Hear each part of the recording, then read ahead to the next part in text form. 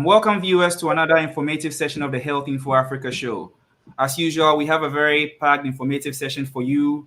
We have a number of panelists who are going to talk to you about COVID-19. As we are all aware, there's this current surge in Ghana, which has given us a lot of problems. So we have Nana Kofi Kwache, Kwame Sapong Asiedu, Nikote Nikoi to tell us about what is currently going on in Ghana. We'll delve into the numbers and what the implications really hold for us.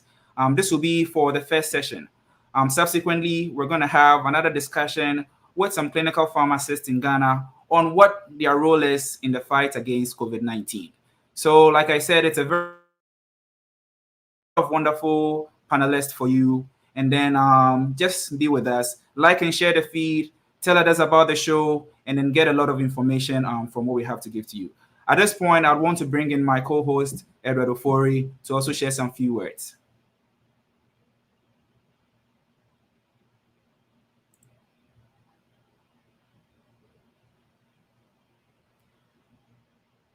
I think there's some issues with the audio. All right, so thank you very much for tuning in today. We have a very interesting show for everyone. We expect a lot of people to speak today, so please tune in, share the feed, go to our page and like our page as well. We are live on Facebook. We're also live on YouTube at Health Info Africa, hashtag Health Info Africa. Please go like our feed and share our pages so that people can benefit from the information that we're going to have today. So Kwame, over to you. All right, thank you so much, Edward. And like I indicated, we have a power pack session.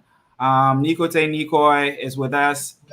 We also have Kwame Sapong Asiedu with us. And then we have Nana Kofi Kwache. Welcome, guys. I hope you're all doing well. Yeah, hello.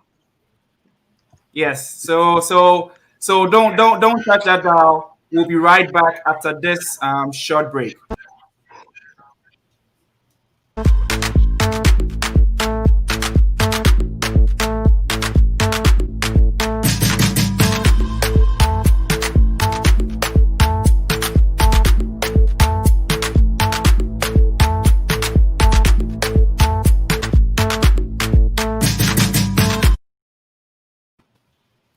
All right, guys, welcome back. Welcome back, viewers and listeners.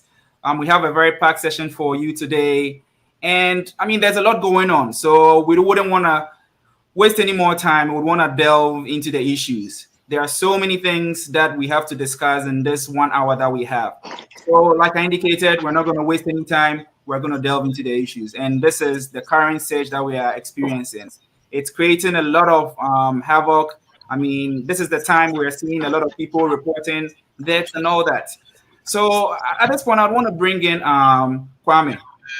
Can you briefly talk about the current state of COVID-19 in Ghana?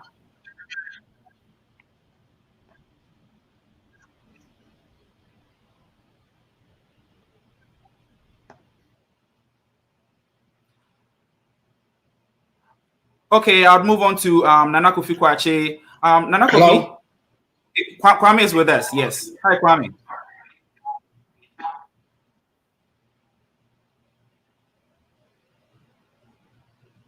Hi, Kwame. You can go on. Yeah, hello. Can you hear me? Yes, we can hear you.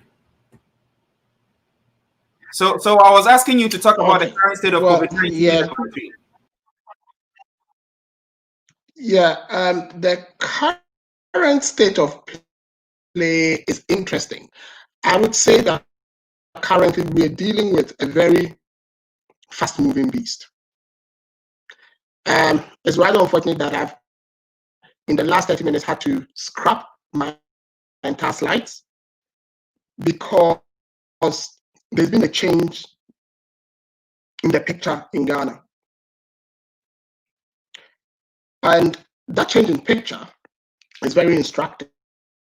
And as I go on, you get where I'm coming from. As at when we spoke or had our last discussion on here last weekend, 65% of all our testing was at the Kotoka International Airport.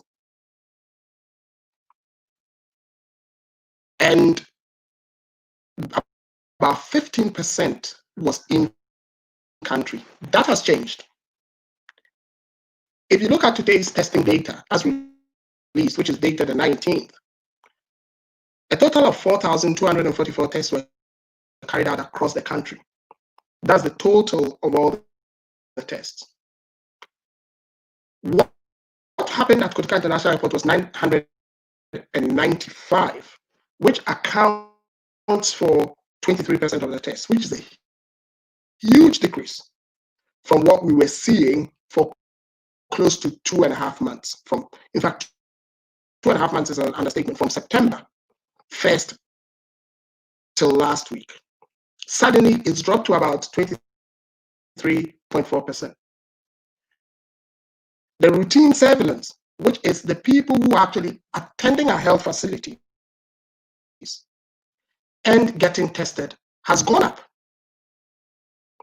from the 10 to 12% I was quoting last week to 16%.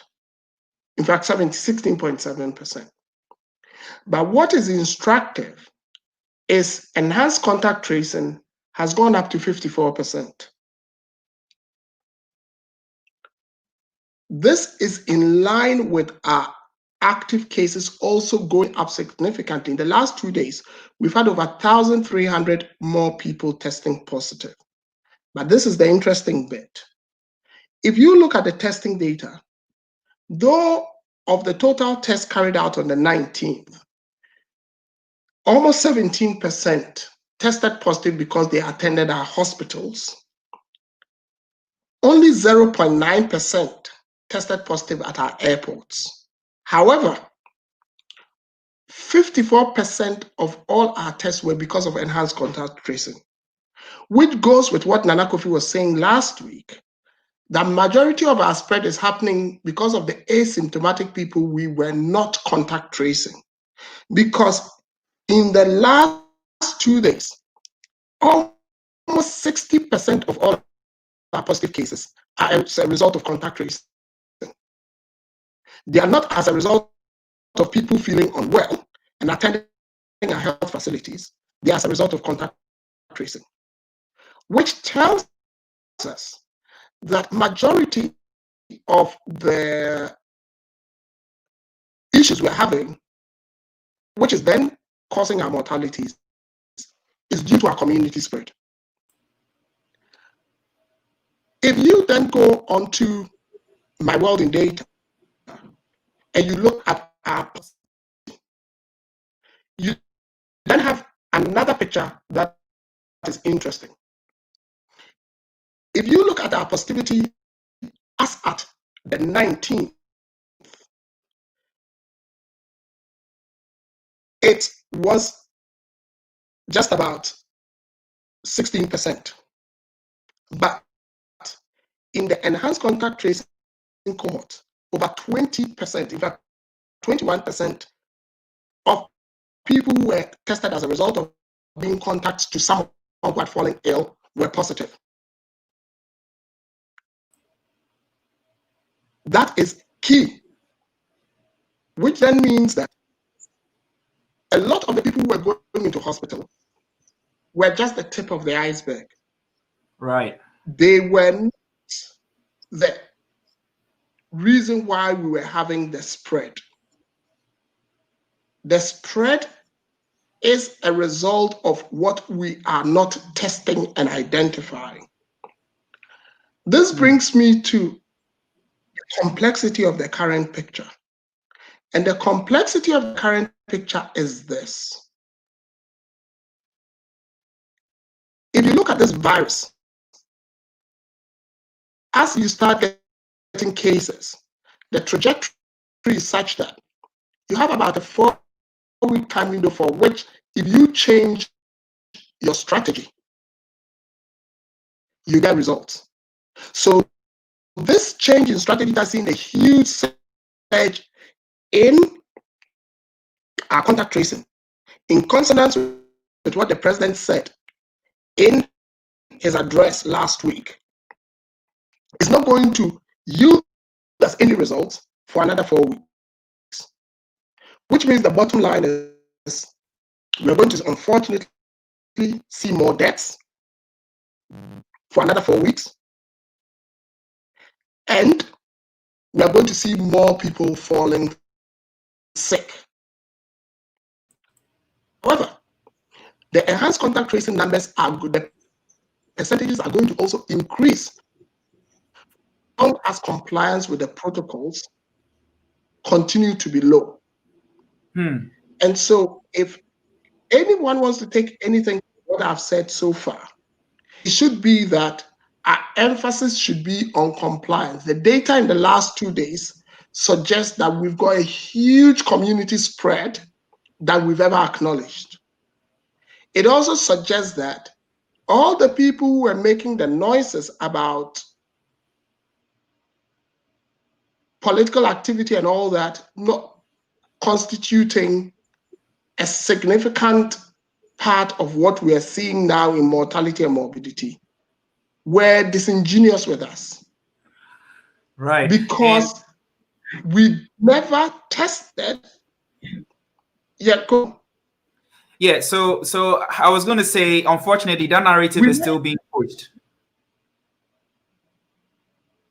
Yes, it's being pushed, and that was why I scrapped my slides. That was why I had to call you quickly and say, look, whatever I prepared since Wednesday when I last spoke to you and we're preparing for this program was obsolete.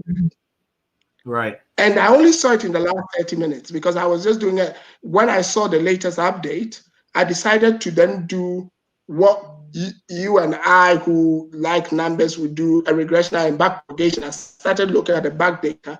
And then I realized that what I was going to talk about would not give a true picture of the reality that's confronting us. Yeah. And the reality that's confronting us suggests that those who gave that information and are propelling it have been very dishonest with us. Yeah, that's because now that they are doing the enhanced contact tracing, it suddenly has skewed the data. And they cannot run away from that. And that is what, at this point, I'd want to stop and let anyone who's listening take from this.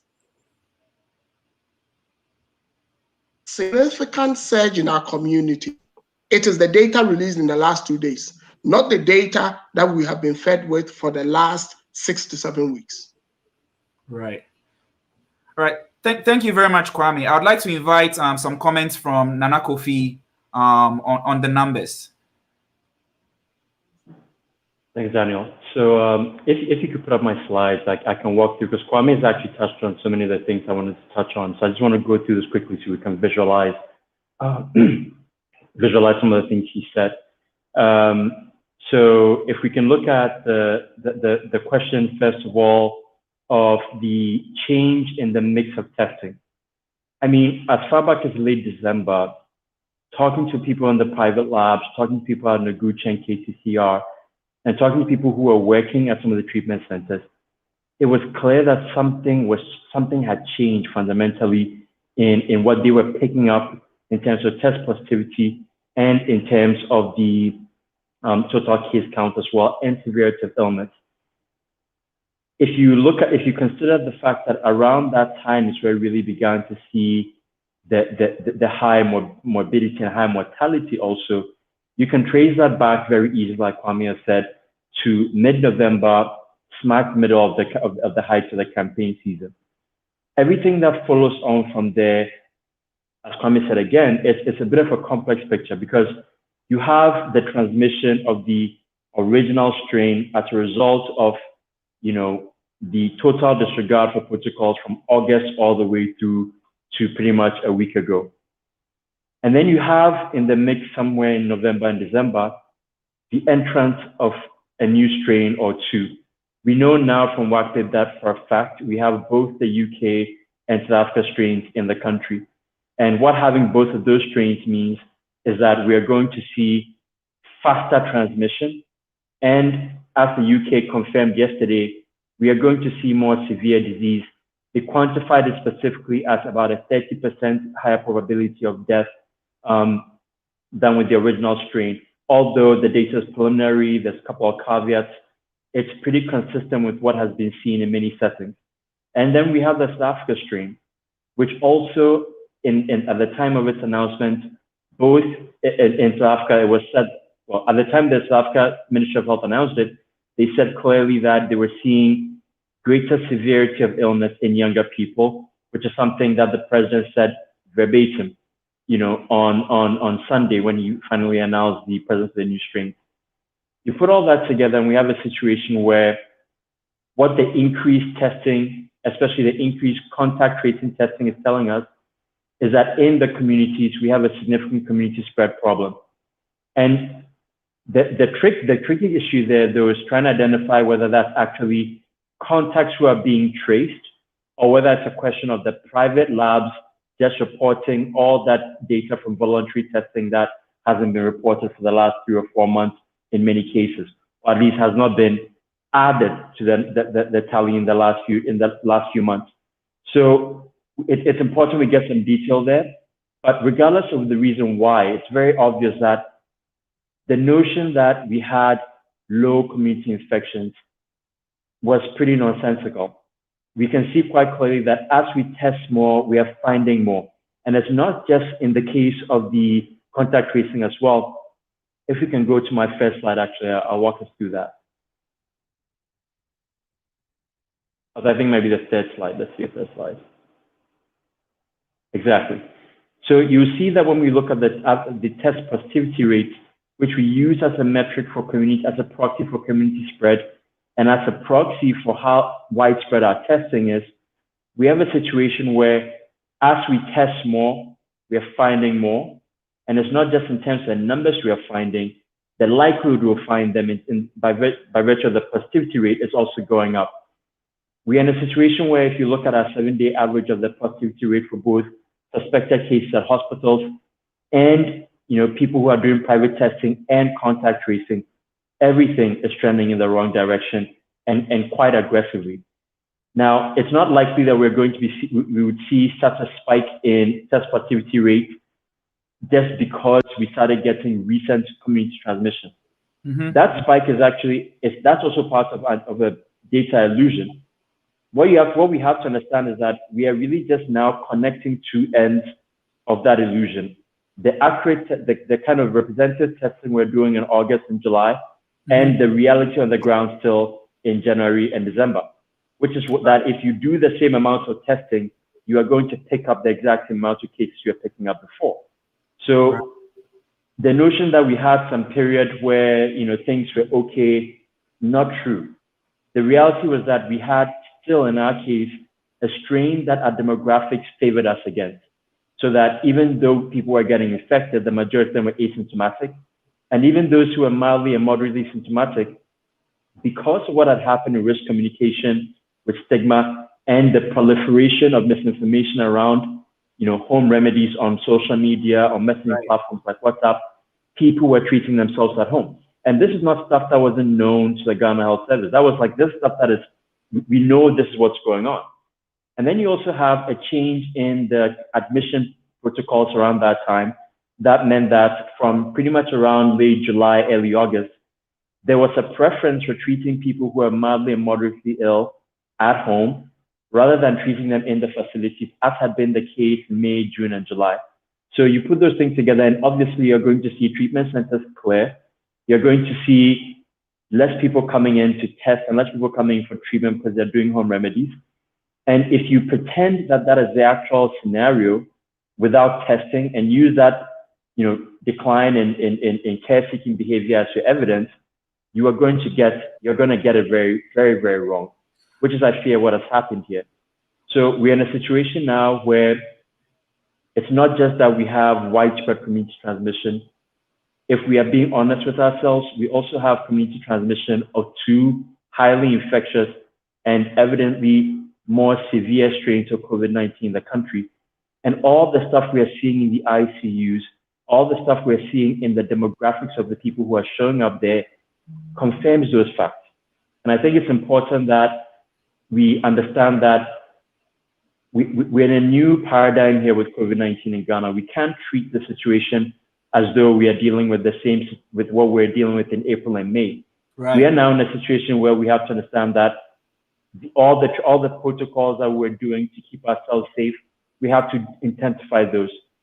I think we really have to start talking about, especially in formal workplaces where there's air conditioned, enclosed spaces, where employers considering giving their employees N95 masks or N95 masks, things that actually are more effective, because we know that with this virus in circulation, with these new strains in circulation, the same amount of time that you'd spend in a work day, it's more risky now in terms of your risk of getting infected from a coworker. And even if you're doing all the exact same things, wearing masks, hand washing, everything, the risk is still increased if you're not taking additional protective measures. So we have to be thinking about more and more nuanced communication about the use of masks in indoor settings.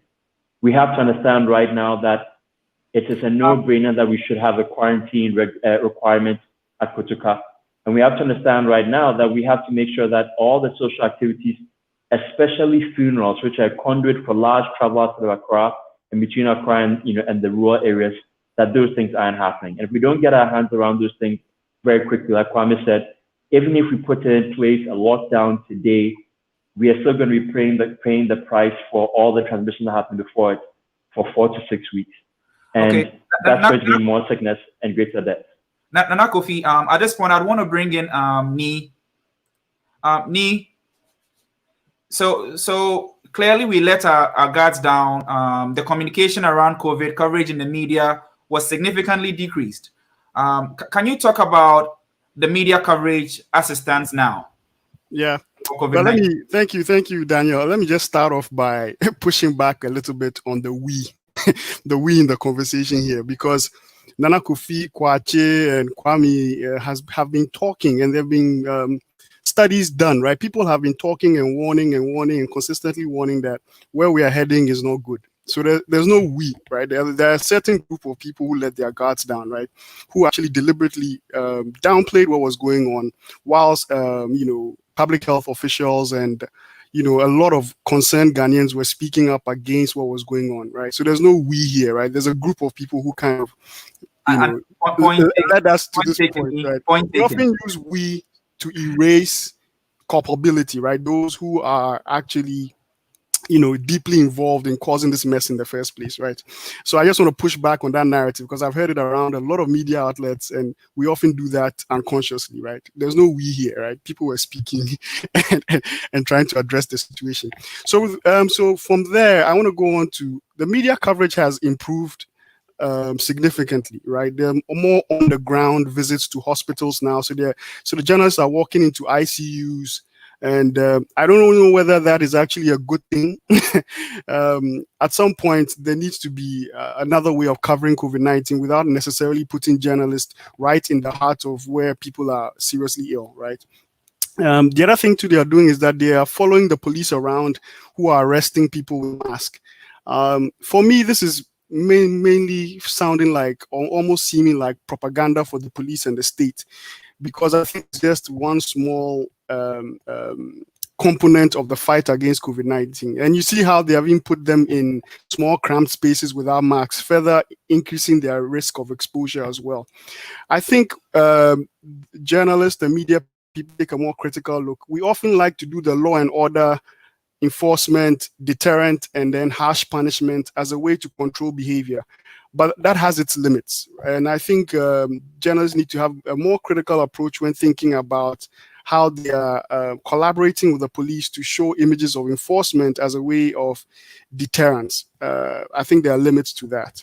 The other thing I want to add is one of the things we've noticed also is that the journalists are also doing more accountability kind of reporting. So Daniel Dazi, for example, went to Kolebu and looked at the ICU that was promised more than almost a year ago, that they claimed was going to be done in 30 days. The ICU still is uncompleted. They're sitting there.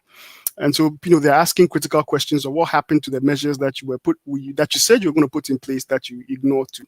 One of the things I've also noticed is that they are doing a lot of media houses now. You see, they're now in the in studio, they are wearing the mask more. And I appreciate that, because I think there was a little bit of misinformation around masking and distancing. I noticed that, journalists will go into the middle of a crowd somewhere like Mokola Market, and people are walking around them in very crowded spaces without wearing masks. And I think they were sending the message that once I am wearing a mask, which is often a surgical mask, I am protected when the other people are not wearing masks.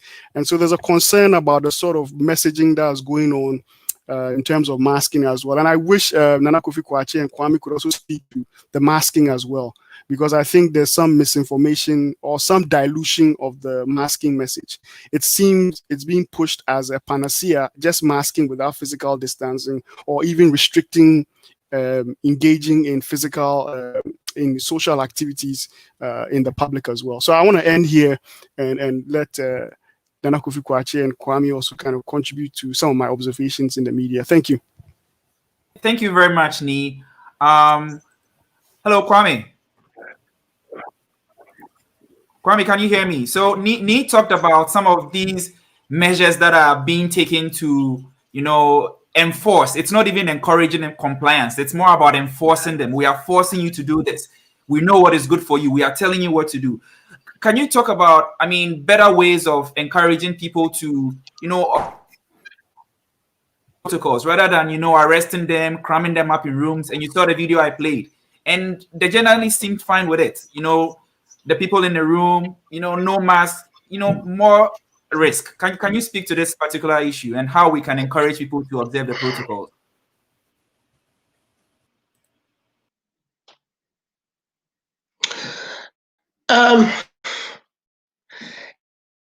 It's sad.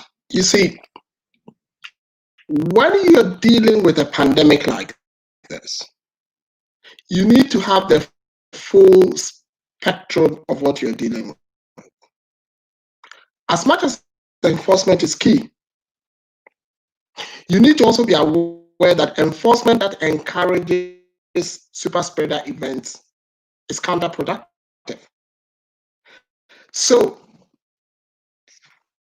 if you arrest people without masks, and we know that 85% of the people who are infected in our country are asymptomatic or mildly symptomatic, and a health-seeking behavior such that those people would not be in hospitals, but would be sitting in churches, walking around Accra, going to pharmacy shops and stuff like that. And then you end up bunching them around. In a society where we lack the penitentiary capacity to lock all of them up. So eventually, whether you process them for court or other things, even if you decide not to process them for court, some of the police stations don't have enough cell capacity to lock them all up in a cell.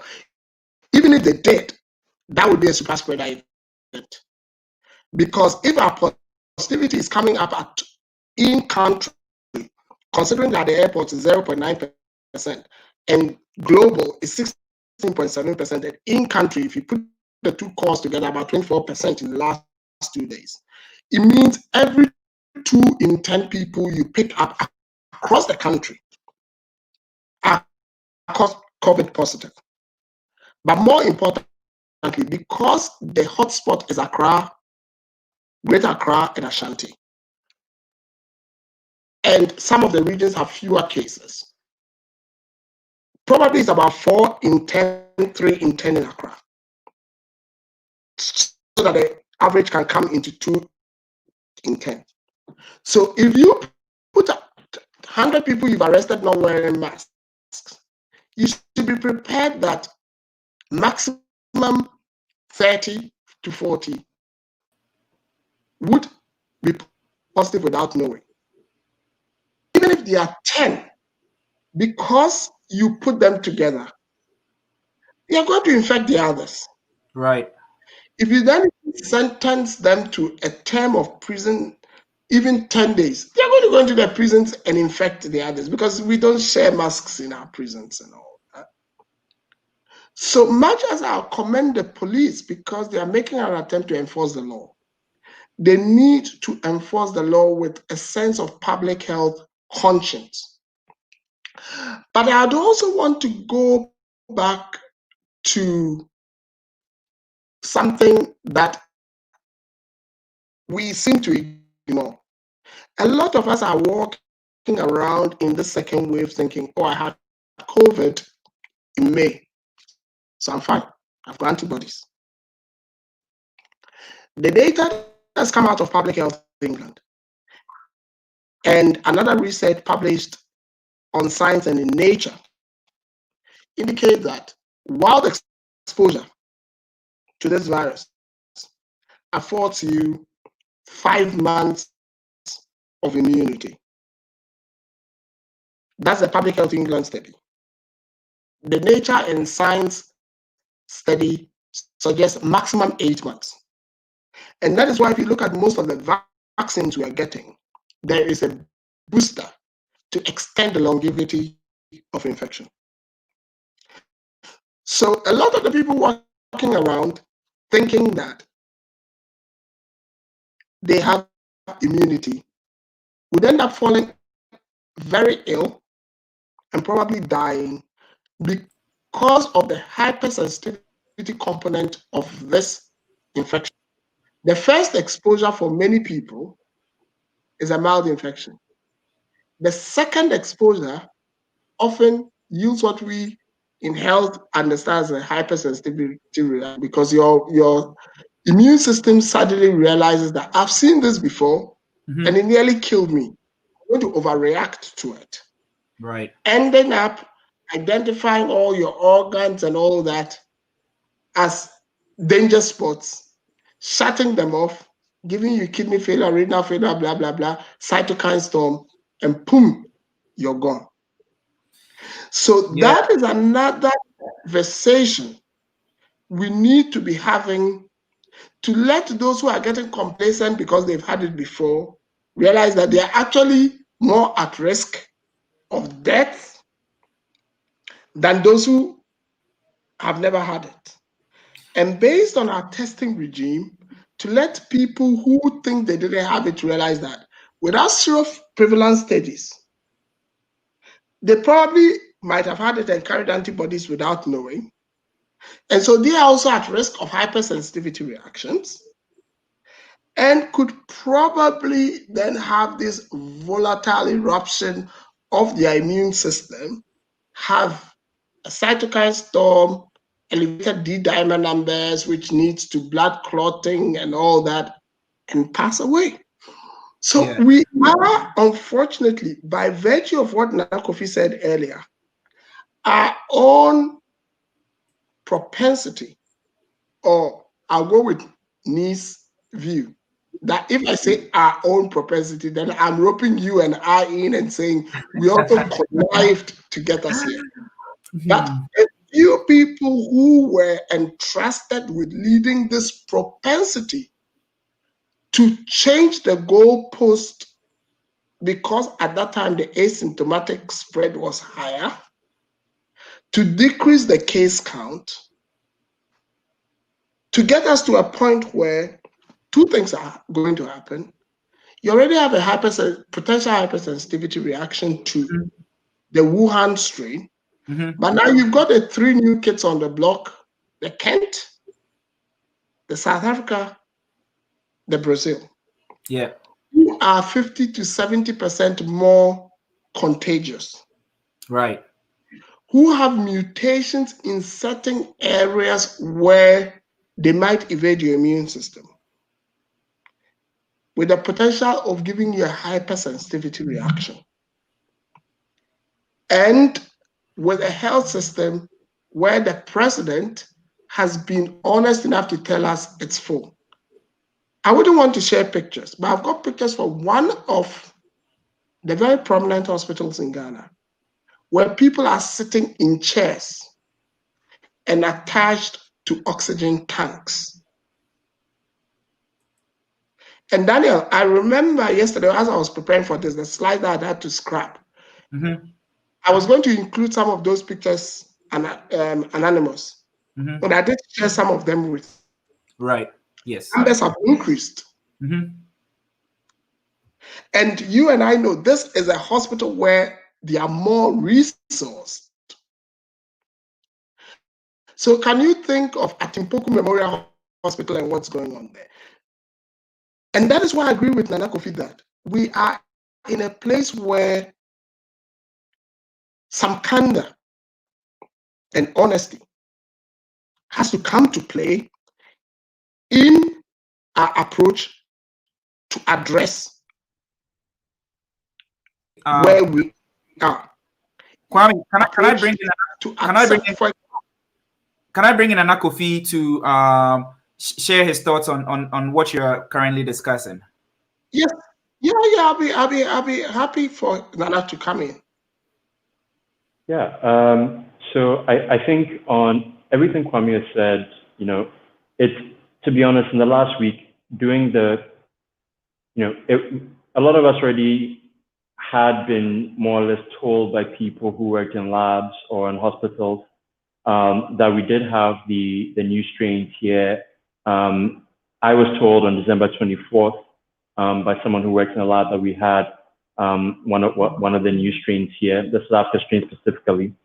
And since then, I've been monitoring what the data says and what the new research says about what that means for the spread of COVID-19.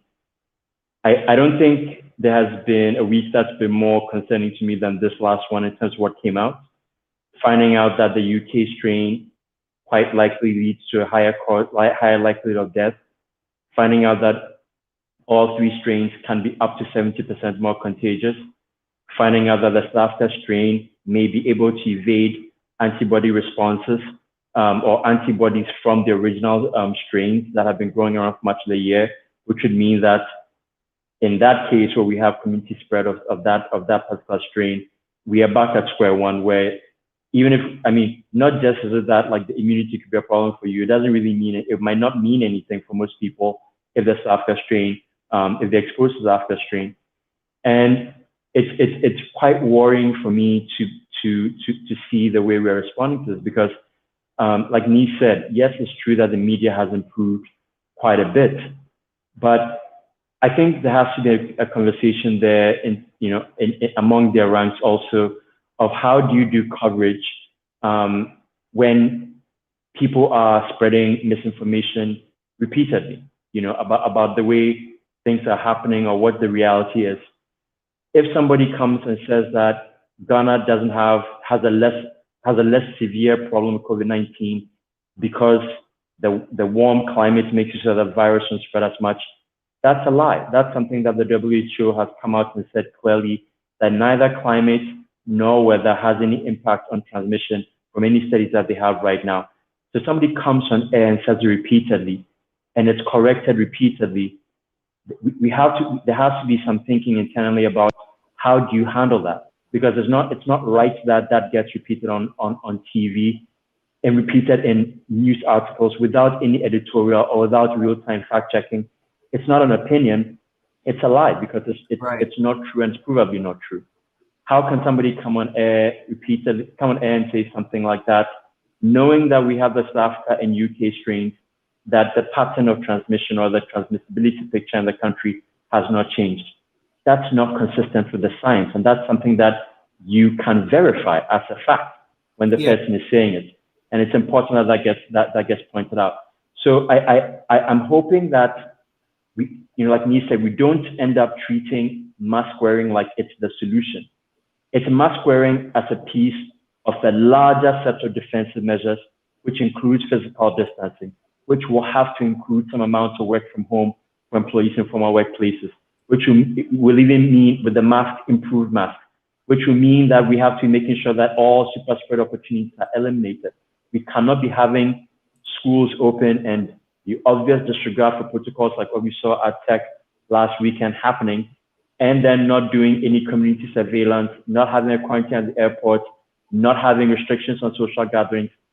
That doesn't make sense for where we are. We have to be having a public posture that feels at the very least like it felt right after the lockdown in April, because the situation in terms of the risk we face from the virus in circulation, from the strains in circulation, and from the current status of the healthcare system and its ability to provide critical care, it means we cannot be doing what we are doing for another week or 2 weeks.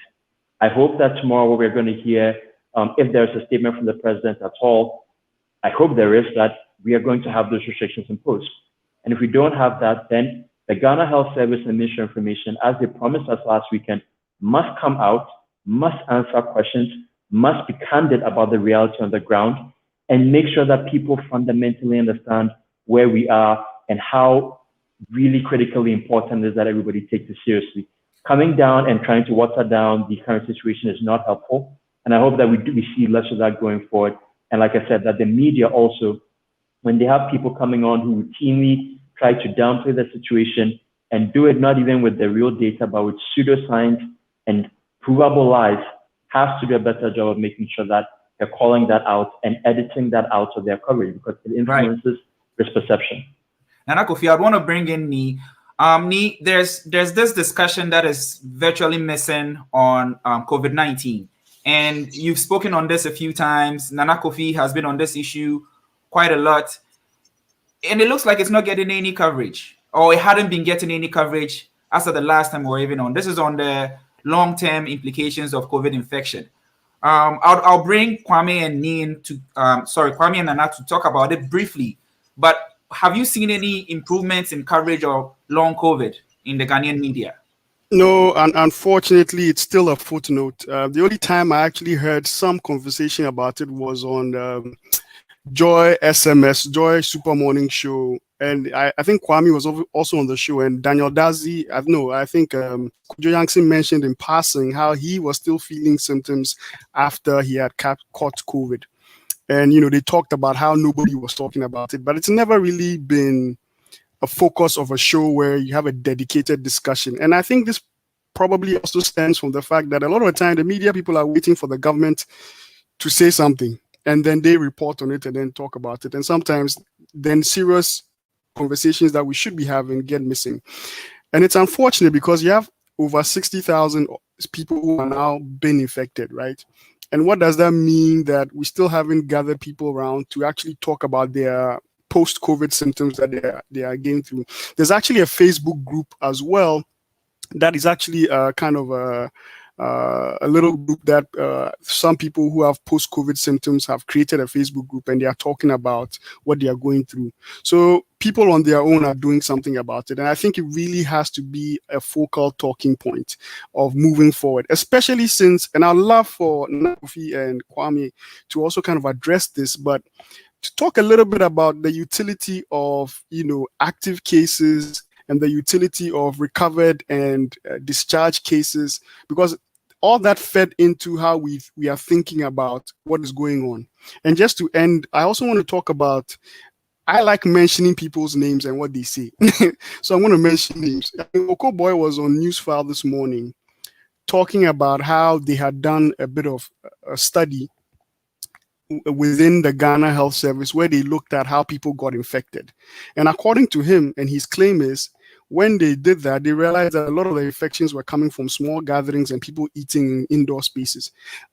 Well, I'm not going to dispute that, but I think one of the things I'm hoping journalists will also do is to actually tell these people to publish what they say they've done, right? So if you've done a small study where you're looking at this, share the report publicly. Let's look at what you actually did, right? Let's look at, if you just looked at Ghana East for, what you did, then we can tell you looked at Ghana East. Probably in other places, something else is happening. So maybe they should do more reports of the assessments they are doing, and they shouldn't be given a platform to just say, oh, I studied this thing, and then they go away, and then we come off thinking that what they said was purely fact without showing us evidence of what they actually did. So let me end here. Okay, so thank you very much, Nee. At this point, I'd want us to take a quick break, and then we'll be right back. It is the senior most community pharmacist, Dr. Tuli. Tompo Asembeng. Oh, no lie. Then I say if your driver can't pick you, I make you people give me lift go. Shackers inside now. I'm at say so on link copy. But Tompo 11 p.m. Oh, if it comes a seed in the who give me, I guess some entanglement before that side. You know they hear social distancing, eh? To leap from D, same crowd, the whole. As I be young in the Amazon, are they cool? If you no go pick me to catch them in small left. See, this be the problem. Who tell you say corona dey affect youngins? If you know they care about your life, if a guy say NSL be over 50 years, away get hypertension, where poppy to be diabetic. Charlie them there, go mess them up. You are go wear face shield And that changes anything? That thing they protect only your eyes. plus face mask. Charlie, the youth will they take this thing for granted. It may not kill you, but if it give you long-term damage to vital organs like your lungs, if you go get for outside cargo house, they give your OGs where them die, will you be able to fend for yourself? Chama, so I can say more. Because unless I start, they do Yahoo, I enter Benino, na phone cost me this guy. The COVID said make it left one at top. Who? If people know they follow simple directions like social distancing, hand washing, wearing face mask and things, the COVID no go anywhere. And the way they make careless there, it be like you no go left with anytime soon. So to say my shadow make beans in. If you love yourself and the people around you, they house and take your shadow go back cry. You are here, you more like dog me. So they kill my vibe cry. But we forget responsibility and keep fighting with positivity. All right, welcome back, viewers. It's the Health Info Africa show, and you have your regular panelists, myself, Edward, and we have Nana Kofi Kwache, Kwame Saponga Siedu, Nikoi, and it's been a wonderful discussion so far. At this point, I'd want to bring in a correspondent we have on the ground in Kumasi. He has been giving us a lot of information of what is actually going on. You know, a couple of weeks ago, we had a video where we played, and this was at the KJTR market, and you could realize from there that there was no observance of these safety protocols. It was business as usual. Now that we had a new directive from the president, or the public health communication has decided to ramp up, I'm going to bring in Mohammed to tell us if there have been any changes since the last time the president gave his address. So, Mohammed. Hi, Mohammed. Welcome, Mohammed. Can you hear me? Hi, Mohammed. Okay, I think we're having some connectivity issues with Mohammed. So at this point, I'd want to invite Kwame and Nana Kofi to briefly talk about the long COVID, the implications that need talked about before we went on the break. And I want to keep our answers very brief because there are so many other things that we need to discuss. I'll yield this one to Kwame. Right. Yeah, I'll get Kofi to come in. And the reason why I want Kofi to come in is, as far as September, the two of us were on a number of programs and we were speaking privately on the phone, and we were getting frustrated about the fact that long COVID was being ignored. And two things. Nee made a relevant point. I was on News File today with Okoboy, and I had to leave. I left the show. And anyone who watched it realized that I just disappeared because I just sent a private message to Samsung and I said I couldn't be on this because when I'm dealing with people who I expect to have enough knowledge to make informed decisions that benefit the Ghanaian, and they decide to speak to the gallery, I cringe. And I get into two situations where if you were a student I taught you, you know that when I get into my Fox class, I can be very obtuse, or I just recall and leave. I didn't want to go into my lecture predisposition because there was a lot I had to say to some of the stuff he was saying. But I felt I had made my point based on the data, based on the evidence. And I realized that whatever he was going to say wasn't going to change the facts of what I had said.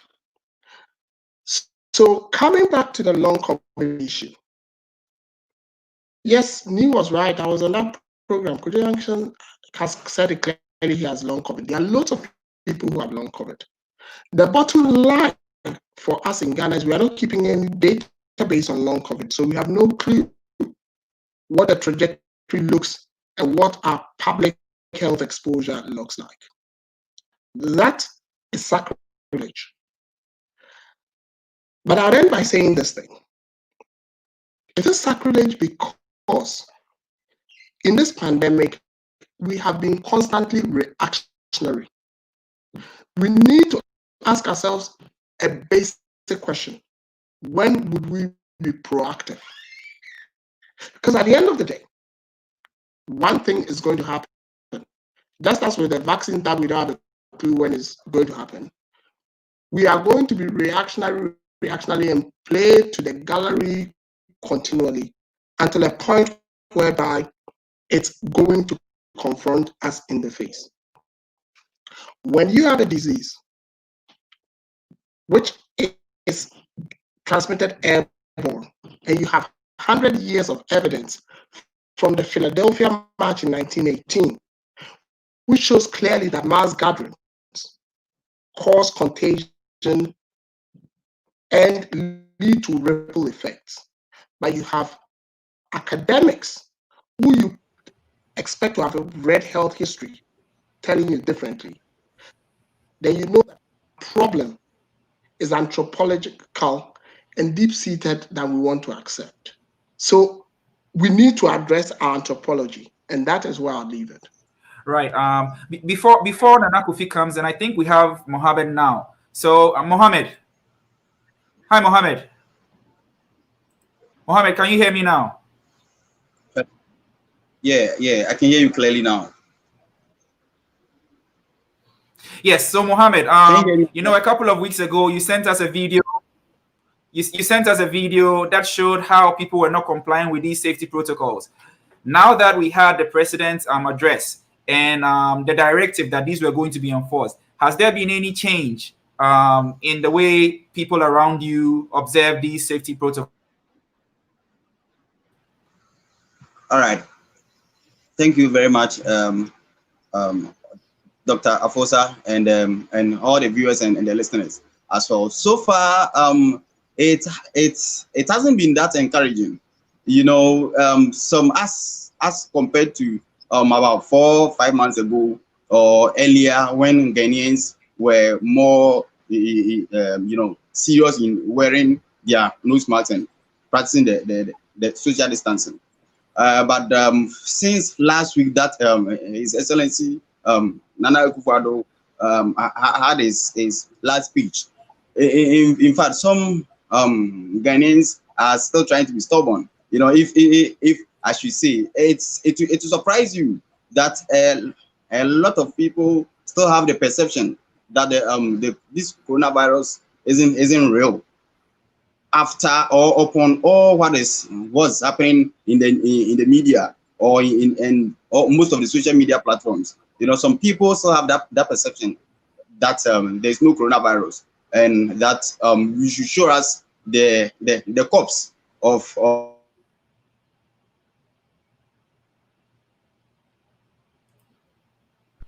Am I still there? Yeah. I think we're having some issues. Okay, you can go on. Yes. Great.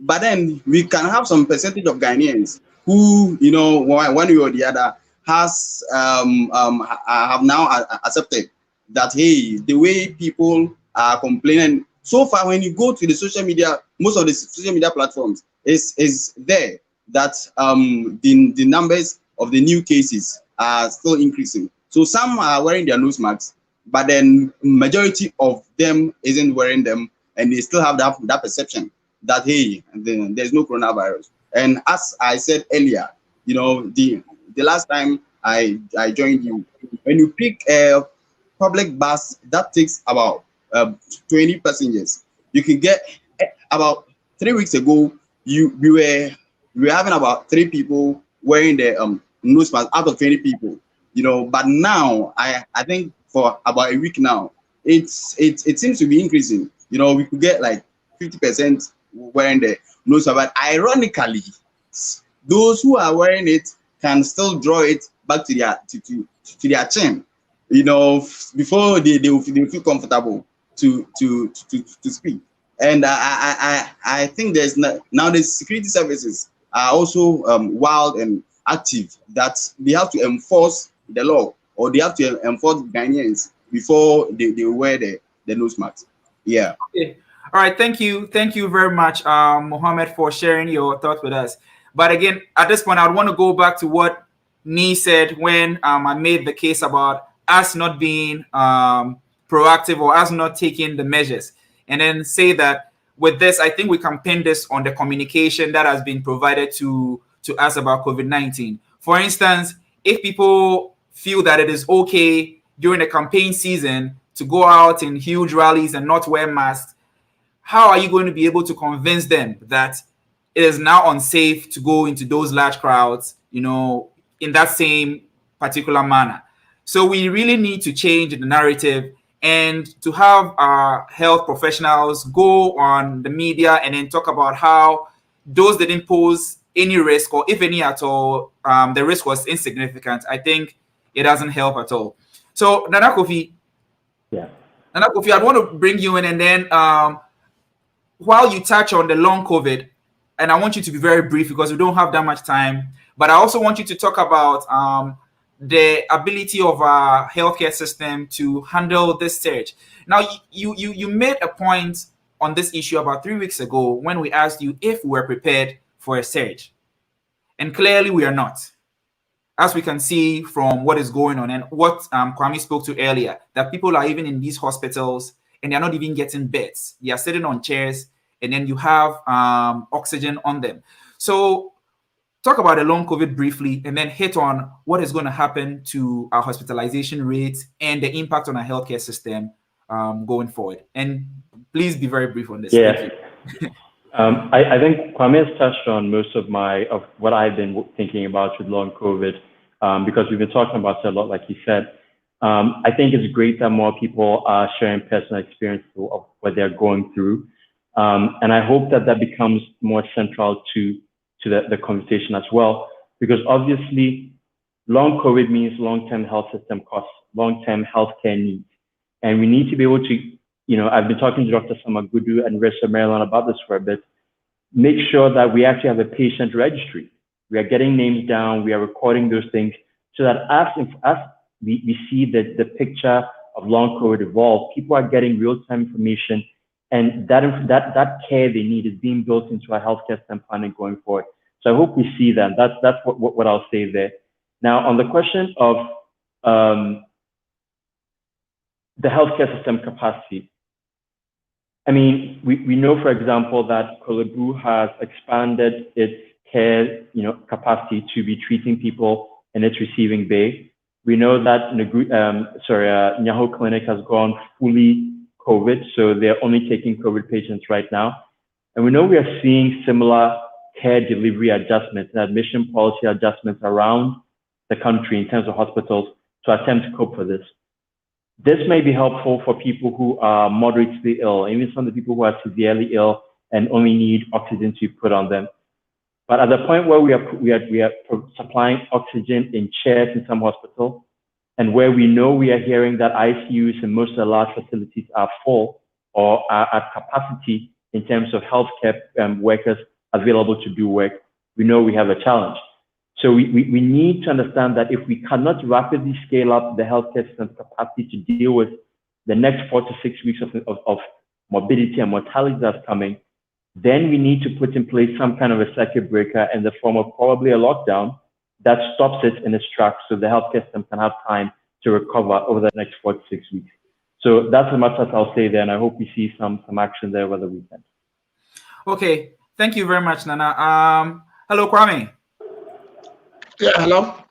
Yes. So towards the end of Kofi's last statement, he talked about a lockdown. Do you think one is necessary, and do you see that it's imminent? And whilst talking about this, I want you to briefly touch on some lessons that we have learned from school reopenings. I know in the last week, schools were back to normal. Some of the students even decided to have some jams in KNUST. So I want you to briefly touch on whether a lockdown is necessary, is it imminent? And whilst doing this, talk about the school reopenings. I'll start from the school reopenings because it's very poignant. The point is, we cannot perpetually constrain our human resource supply chain. It's not going to work. Most countries are trying to get their educational systems to run, whether it's remotely, using online, or anything. We opted based on the data when that decision was being taken. And I've always questioned the data, like I've done today, because our testing didn't capture the full 100%. It's captured only 15%. But we took the decision anyway to open the schools. And I agreed with the decision based on the data we had. So it's not like I'm saying that now I'm shifting the goalpost and saying the decision was wrong. No, I agreed with the decision based on the data we had. Even though I said I was concerned because I felt the data didn't reflect the full picture. Now, what I said as a caveat at that point was opening schools meant we were going to increase mobility. And increasing mobility meant that we had to decrease mobility elsewhere, like Nana.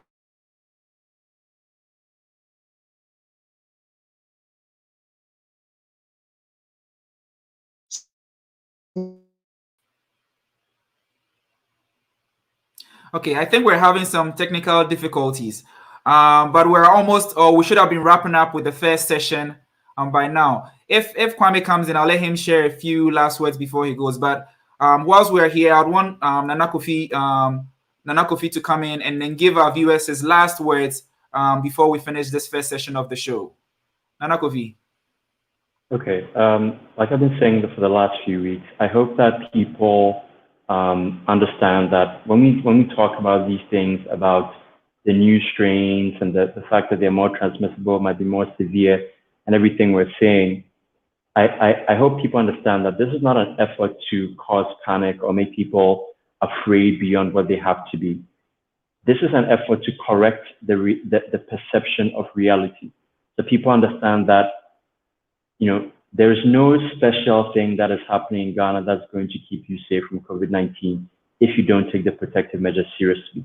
The weather will not protect you. The public health response we are doing right now will not protect you. The test and trace strategy will not protect you. And the healthcare system has little capacity to do anything for you right now. You need to be able to, and you need to understand that that's the reality, and we have to absolutely take it seriously. I hope that in the way we cover and report this thing too, that publishers and aggregators will start to be more critical in who they platform and how they handle the people who they bring on their platforms. If you know somebody comes on and is telling habitual lies about things that do not help people's risk perception or that give people false assurances at a time where that's not helpful, you have a moral responsibility because of where we are right now to call it out or not allow it on your network or not allow it on your website. And if you're going to put that stuff there, then you also owe us a public responsibility to provide us an editorial that at least says that this is somebody's opinion, not a scientific fact. Right. That here's what the overwhelming evidence of science says. Here's what the overwhelming evidence of what we as journalists and as media houses have seen on the ground, so that we don't end up having this debate perpetually based on responses to the rhetoric rather than on the reality on the ground. And I think that's something that, like Neil was saying, we have to move away from. Active cases, all this stuff, we need to realize that, like, I stopped doing graphs of new cases per day and active cases because that stuff doesn't mean anything right now epidemiologically. It's unrepresentative of the situation on the ground. Until we are probably testing 8,000, 10,000 a day, I'm not going to take that stuff seriously. But the trend there is the trend that you'd expect to see based on when we abandoned testing in August.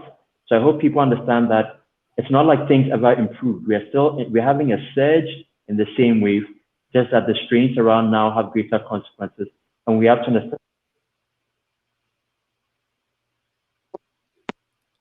Okay. Yeah, I think we have Kwame now. Kwame, we lost you at a point. Can you? We're out of time. Can you, in a minute, just give us some final words before you? Yes. So what I was saying is, like Nana Kofi concluded brilliantly,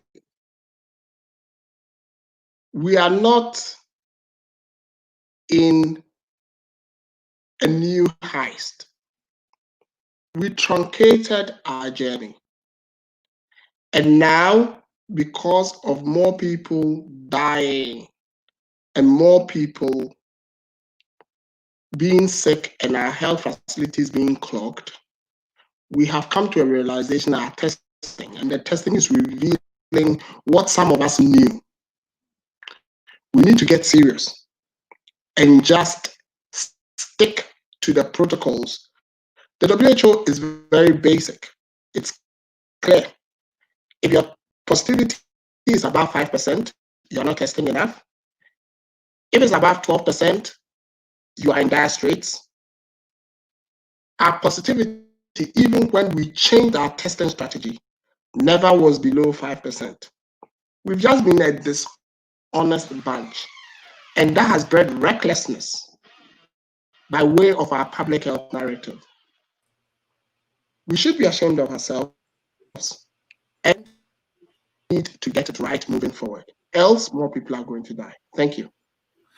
All right, thank you very much, Kwame. I want to go on to Nii to give us his final words, but before I do that, I want to go through some of the comments that we have, our viewers and listeners have brought in. We have Bridget Boham, who says, insightful discussion. Kofi Oting Bewa says, more people need to be watching this. Angela Opokubona says, insightful. And then Angela Opokubona again says, I agree with the lockdown to help us fully prepare for this surge. There's even a challenge now with regards to testing. Yes, these are very concerned issues. Oslinga says the president shouldn't open schools. Opening them will make them worse. And Godfred says that's a good point, Nana Kofi. And he's talking about the last point Nana Kofi just made. Now, Amos Amwako Edu says schools are already open, and I don't think they intend to close it anytime soon. Secondly, they may look at the economic effects of an imminent lockdown, which may worsen the plight of many.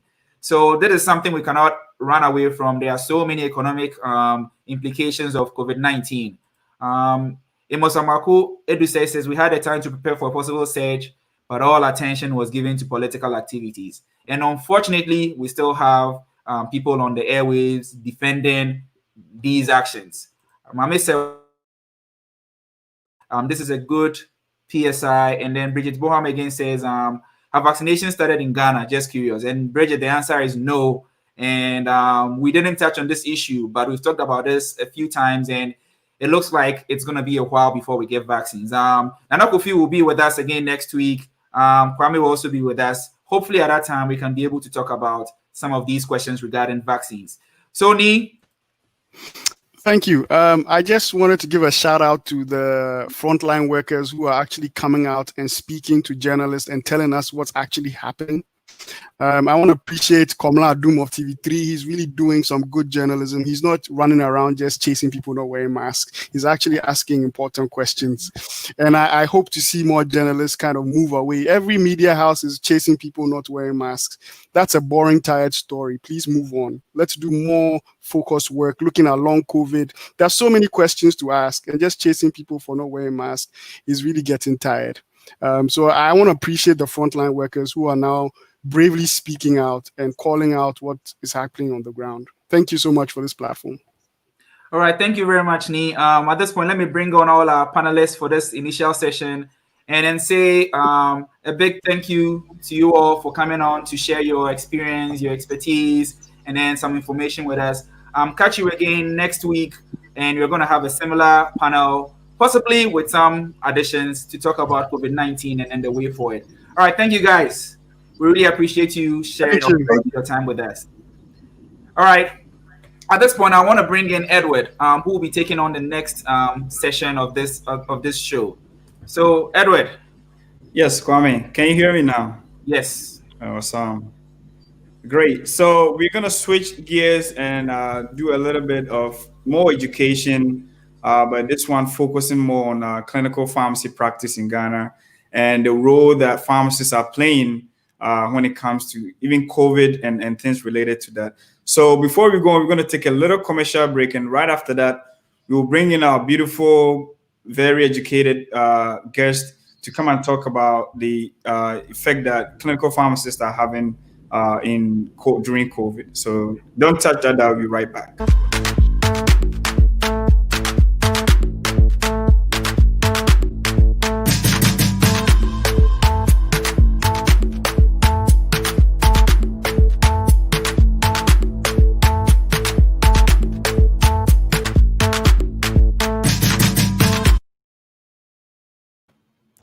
All right, so welcome back one more time. We're in the section 2 of this show, and again, as we promise all the time, HI, we're going to give you the best of information when it comes to health. Don't listen to people that don't know what they're talking about. Infodemic, as we always call it, which is pretty much ruining a lot of people's lives because they don't wear the mask, they don't adhere to any safety precautions, and people are ending up in ICUs and things like that. But this is the place to come to when you need any information, and if you want to interact with our guest, you're welcome to do that. So without much ado, I'm going to bring on my guests one after the other. So I'm going to have, these are very educated individuals. I mean, these ladies, they know what they're talking about.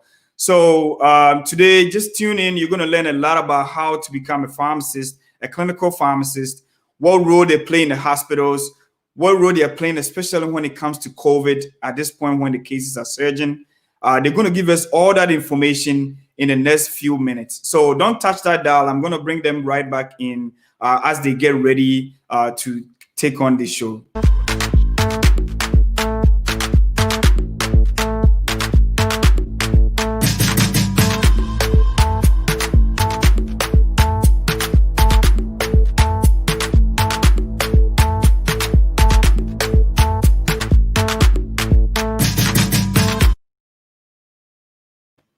All right, so I'm going to go on to my next guest, which is a very pronounced pharmacist who's doing a lot of work, and her name is Josephine. So, Josephine, how are you doing?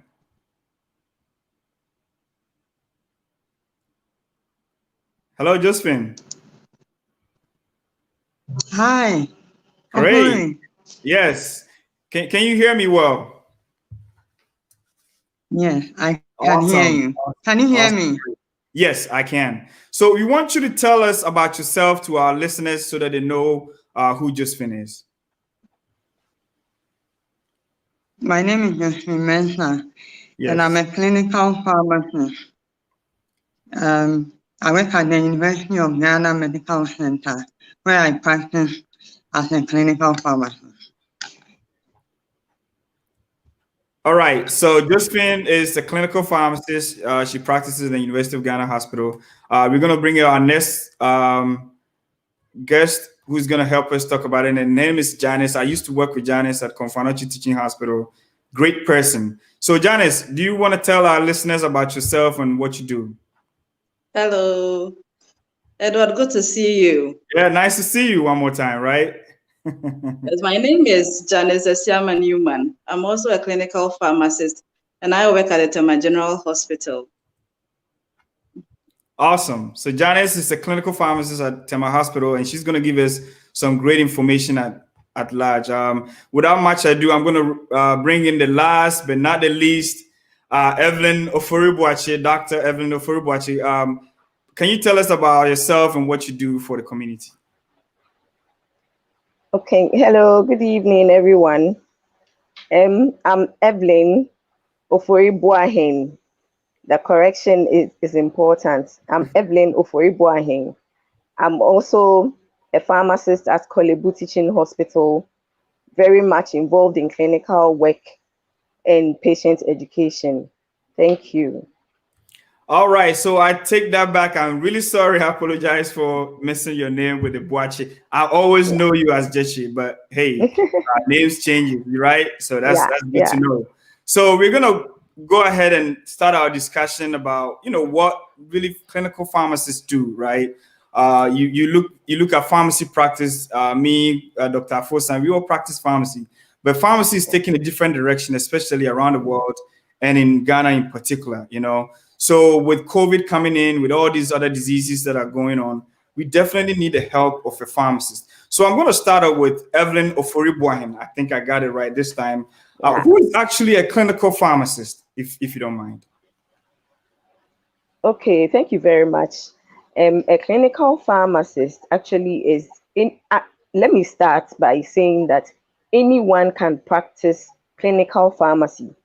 But for someone to be a clinical pharmacist, the person should have gone through training, and it's usually a postgraduate program that is offered at the universities to prepare such a person for clinical work. at any institution. It could be in the hospital or the community pharmacy. The patient is our focus in clinical pharmacy. So the clinical pharmacist has the patient at heart, not just the medications. So we look through our medications, we look at the patient's condition, and then we are looking at how best the medications are going to help resolve the health needs of our patients. Thank you.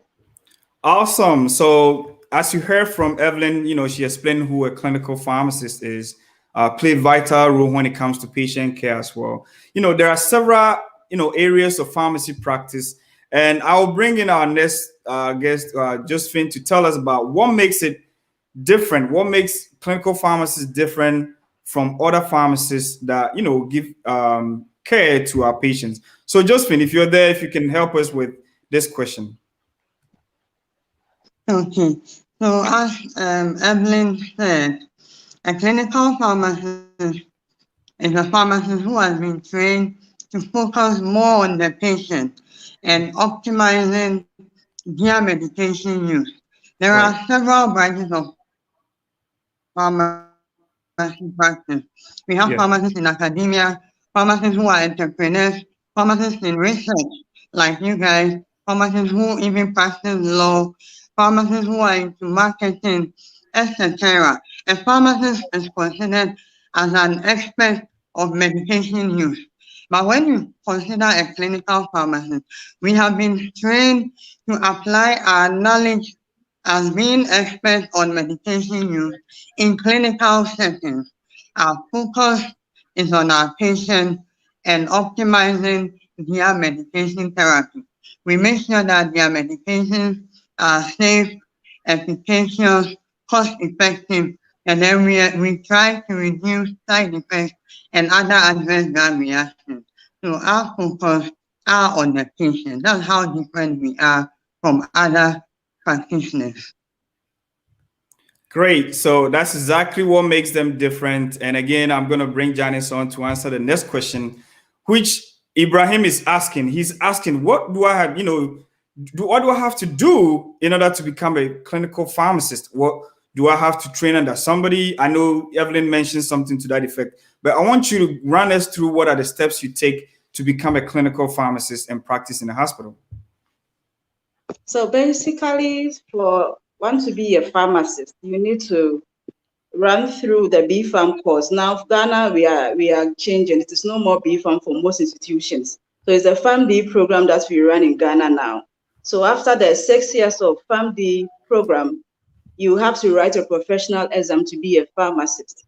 But after, to be a clinical pharmacist, you have to enroll into a postgraduate program, MSc for postgraduate in clinical pharmacy. And also, we also have a College of Pharmacy that you can go in and specialize as a clinical pharmacy. It runs for 6 years, but the first 3 years, you run the clinical pharmacy course to be a member. So basically, a postgraduate course after pharmacy school would enable one to be a clinical pharmacist. Awesome. So a postgraduate course in pharmacy could lead you to be a clinical pharmacist, but you do need either a PharmD or a Bachelor of Pharmacy, which begs us the next question about, what pharmacists are actually doing in the fight against COVID-19.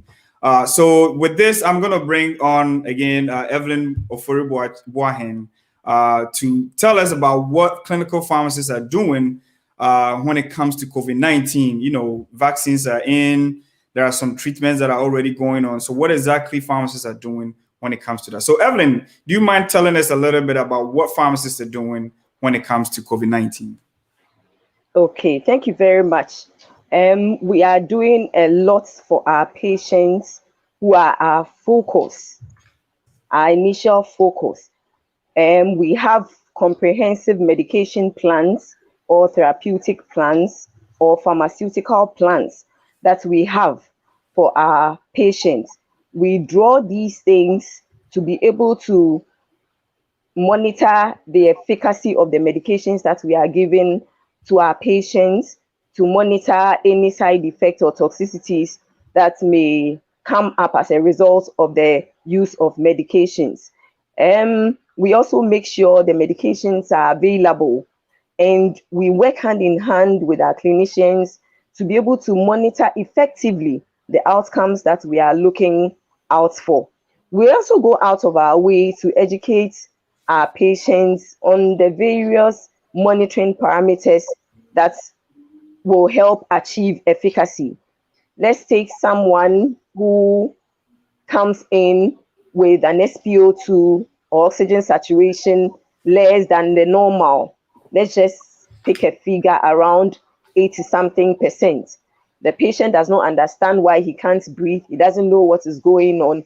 The clinical pharmacist goes closer to the patient and explains, because of COVID, we can use mobile phones in my institution to talk to the patients so that we don't go in too often to reduce the chances of infection. So we explain to them exactly what is happening to them, the reason why we are supposed to give them certain medications.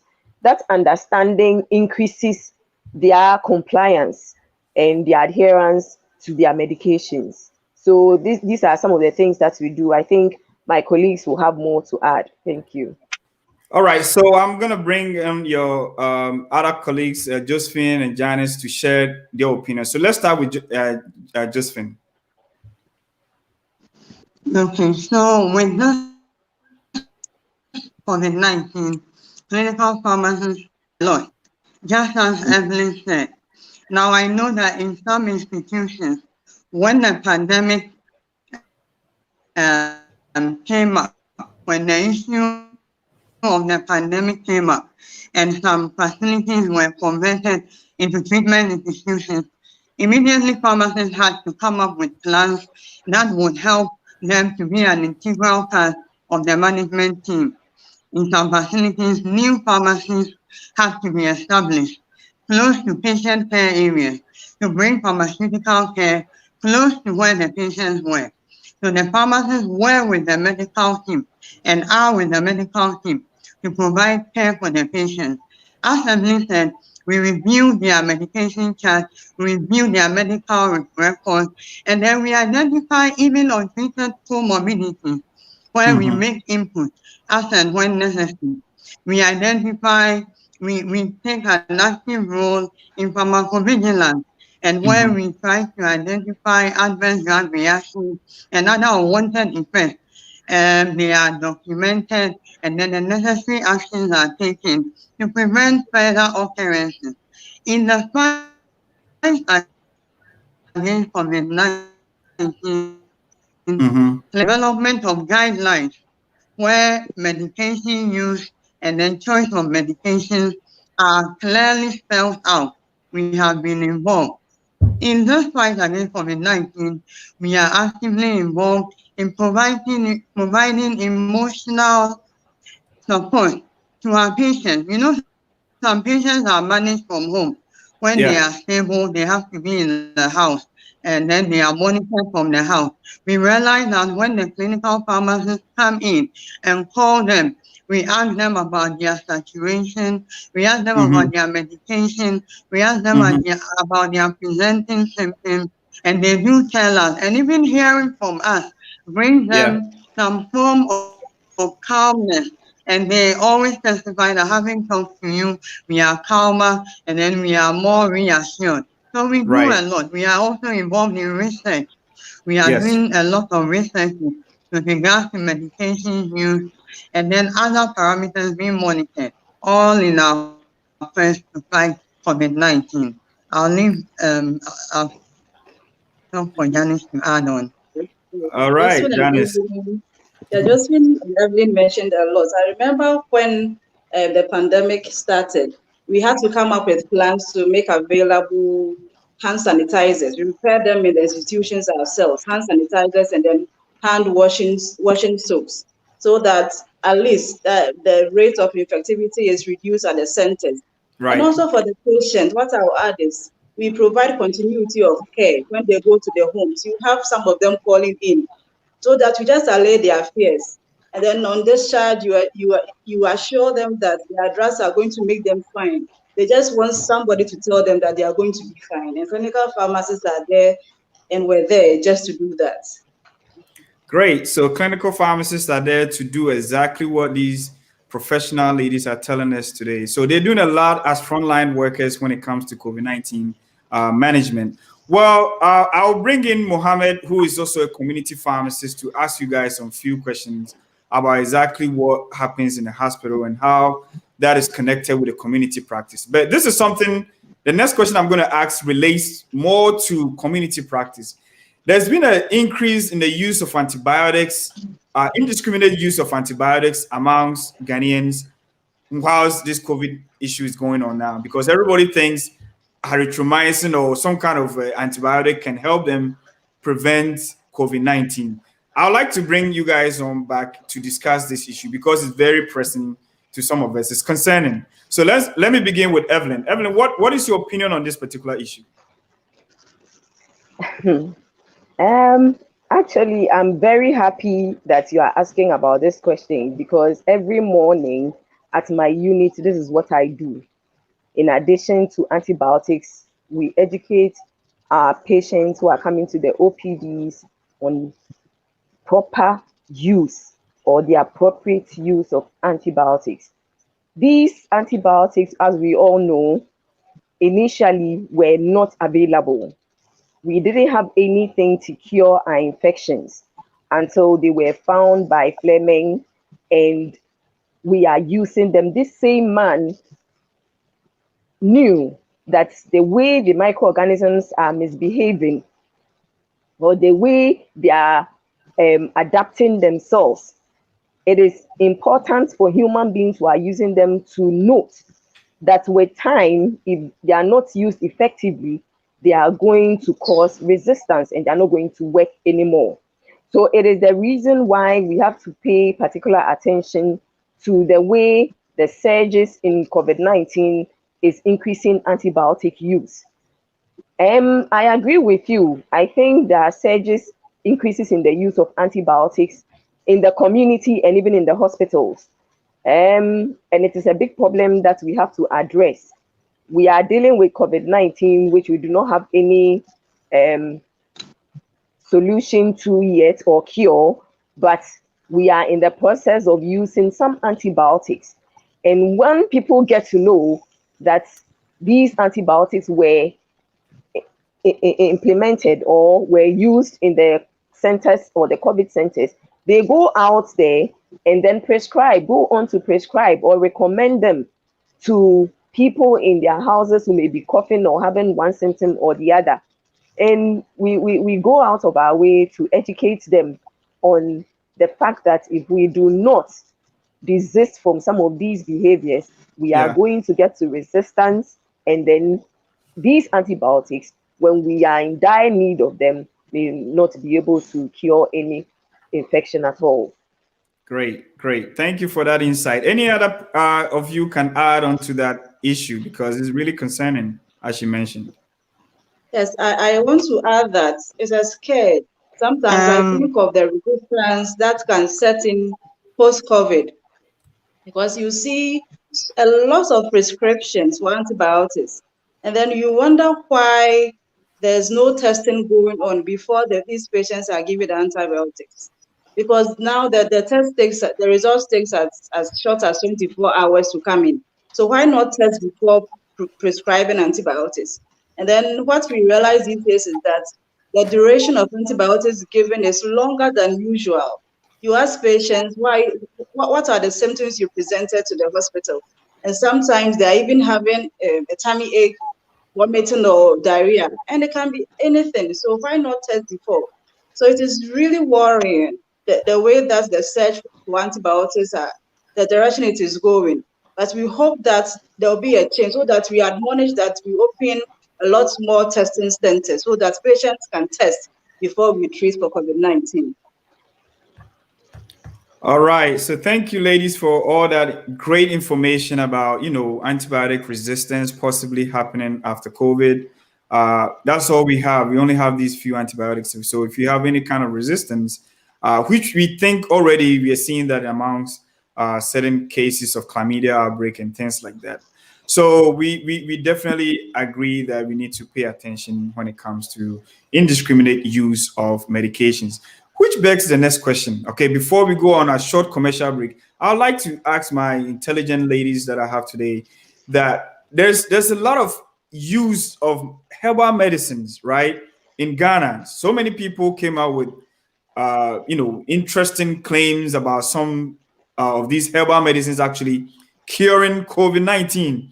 I mean, my co-host Kwame and I cannot agree enough that there were times, of course, I'm going to bring him on here to talk about this issue, but there were instances where we were worried about how people were indiscriminately using herbal medicines to deal with COVID-19. So, Kwame, do you have anything to add on to this?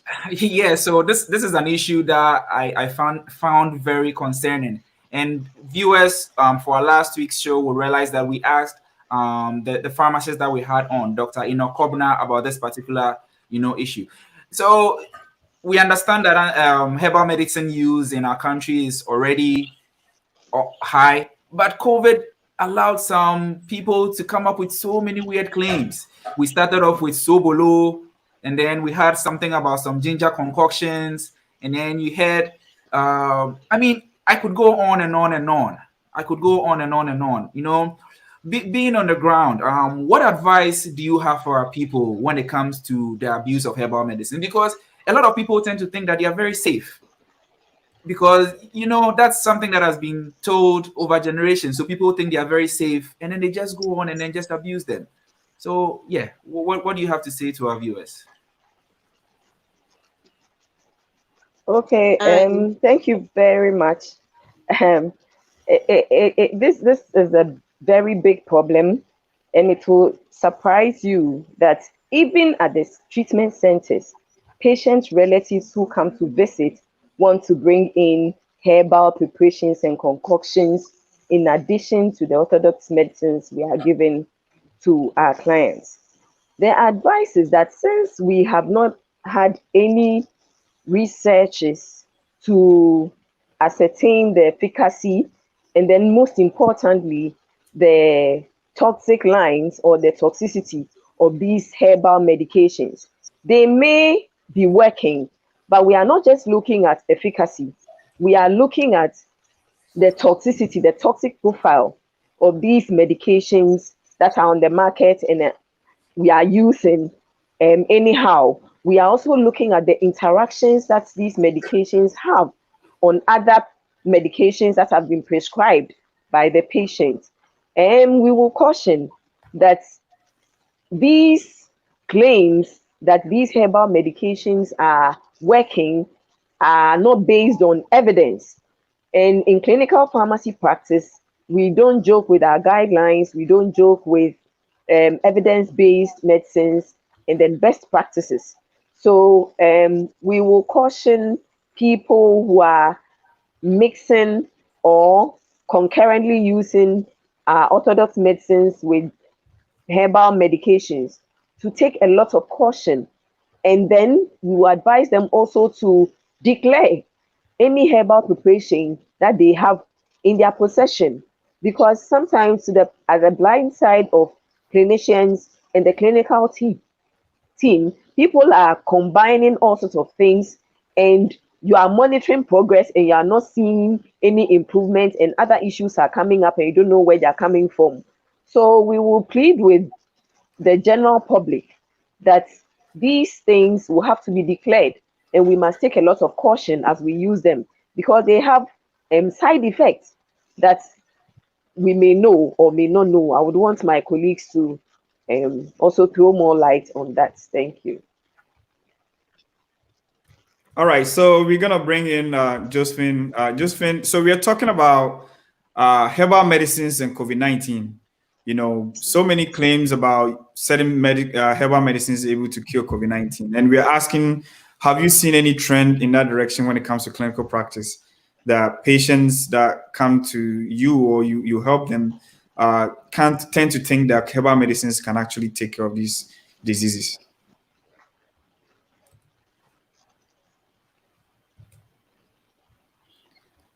All right, looks like we are having technical difficulty with her. So again, Janice, the same question. What is your opinion on herbal medicines? Herbal medicines, like Evelyn rightfully said, We don't have any evidence on their efficacy. But of course, people claim that they work for them. But my fear is that people will throw the protocols to the back and then stick with herbal medicines as a cure for COVID-19, which would be very bad for all of us.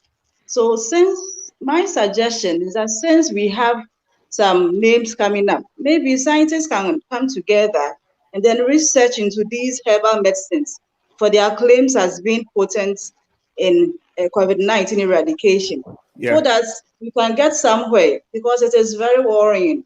We don't know the effects that these herbal products are having on the vital organs of the body, and it is very worrying. So would advise, like Evelyn said, there's no proof that they work. And then there are so many interactions about orthodox medication. Most of them are doing the two together. So if we would just halt on that, on herbal medicines, it would be very good. Awesome. So as you rightly heard from, my very intelligent panelists today, so they're talking about how herbal medicines actually impact the patient. It's not every herbal medicine that is considered safe. Also, taking herbal medicines with other medicines could potentially have their consequences. So before I go on a commercial break, I'll bring on Josephine to express her opinion about this same issue from her practice site. So Josephine, over. Hi. Okay. So with the issue about herbal medication, it is quite controversial. Herbal medications have been very useful medicinal agents from ancient times. They are useful and they have been proven to be useful in management of several medical diseases. Yes. There are herbal medications that have been proven to be useful in management of several viral infections, common cold, influenza, etc. Now the issue is that coronavirus is a new virus and it's a new disease. And much work must be done. Much clinical trials must be done in order to confirm the efficacy of herbal medication in the management of coronavirus infection. Right. For example, you know that some of the herbal preparations have antiviral properties. They slow down the growth of the viruses. But again, some boost the immune system, and they'll make your immune system overactive to create what they may call a cytokine storm. So your body would be so active in fighting the coronavirus infection, and that would have that will pose a bad picture in terms of the symptoms and the manifestations in such a person. That person will come out worse than someone who didn't use the herbal medication. Right. In addition, some of the herbal medications might have side effects of increasing the hormone levels of some hormones in the body, which can result in fluid retention, etc. We are talking about people developing other complications like hypertension, etc. Some of the herbal medications, we do not know the required dose, and even regimen. What is the regimen? The frequency, how often you have to take it. Right. And then people take it anyhow or as and when they feel like. And that will also have an effect on their vital organs, as Janice said, their livers and their kidneys. So we want to ask people that please slow down with the herbal medication. For now, none has been authorized for use in our guidelines in the country for use for management of coronavirus infection. So please, let's slow down with them. Awesome. So let's slow down, as you rightly heard from Josephine. Do not just go about taking any herbal medicine because they are safe. I'll bring on Mohammed. Mohammed, how are you?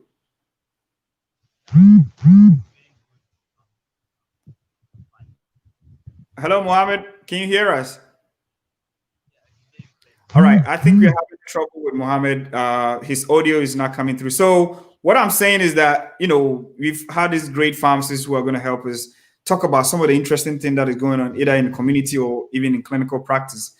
We've had a lot of great discussion. But before we go on this commercial break, just make sure that you share this feed. There's more to come as we talk about, clinical pharmacy practice and their role in fighting COVID.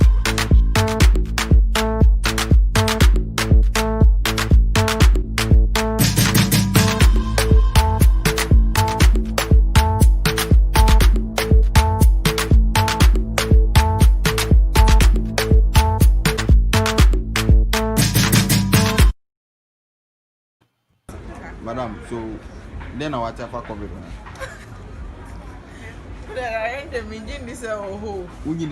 I didn't know. Cause me who share. Then I presume. Then I better be home. Then I presume. Be saying I'm present. Cause me probably know what's so man. I'm home. You share. Great. So you heard that little video that I just played, right? This is somebody Mohammed interviewed, and I'm trying to get Mohammed on here. So he'll give us what is really going on in the community when it comes to COVID-19. And you guys are frontline workers, right? Basically, what the lady was saying in the video is that she doesn't see anything. The people that she's staying with, they're the same people. Nothing is happening to them. She doesn't think that COVID is there, things like that. And this is millions of people who believe in that, right? So again, let me try and bring Mohammed on here to help us and understand exactly what went on when it came to this particular interview, right? So Mohammed, if you can hear me, let me hear your sentiments on this particular video. Okay, we just lost Mohammed one more time. But again, ladies, this is something we're dealing with when it comes to COVID-19. And you guys are frontline workers, right? You deal with this on a daily basis. I want to hear from you guys. What do you have to tell our people in order for them to understand that it is actually a disease called COVID-19? So I'll start off with Evelyn and give me your perspective on what you think about the video that you just saw. Okay, thank you very much, Edward. The woman's impression or her assertion of their condition being not true or not in existence is a true assertion. I mean, if you in the community, a larger part of the population think similarly that COVID-19 is not real because maybe people in their vicinities are not showing symptoms.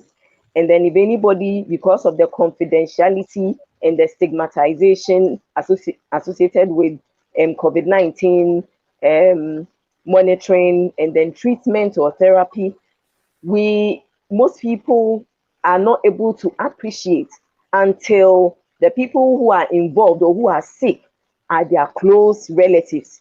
People who have gone through the COVID centers together with their relatives appreciate that the condition is real. So it is much more education that we will have to do. It will be very improper to bring out a COVID patient to testify that the disease is real.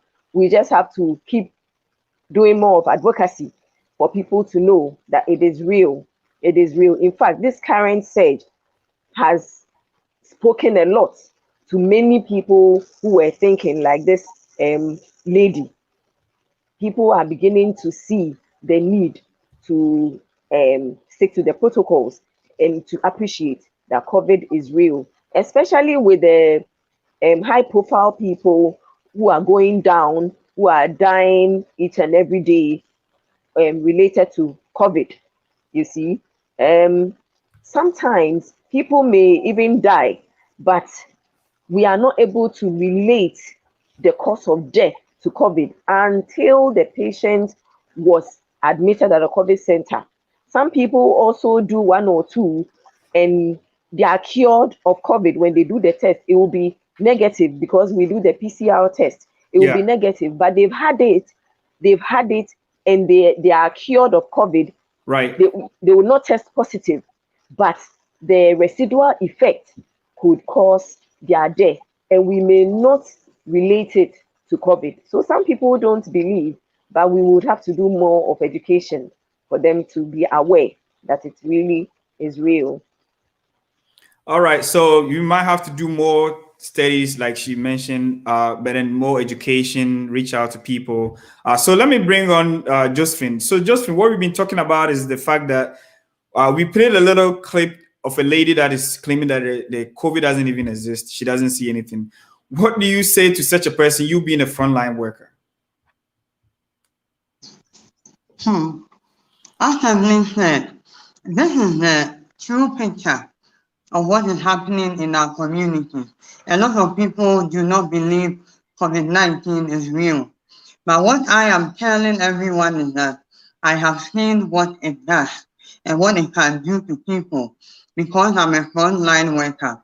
We have been there when patients have been affected, such that we have COVID-19 causes mental problems, COVID-19 causing people to be paralyzed, COVID-19 causing people to be in a coma. We have seen what it does, and we can testify that COVID-19 is real.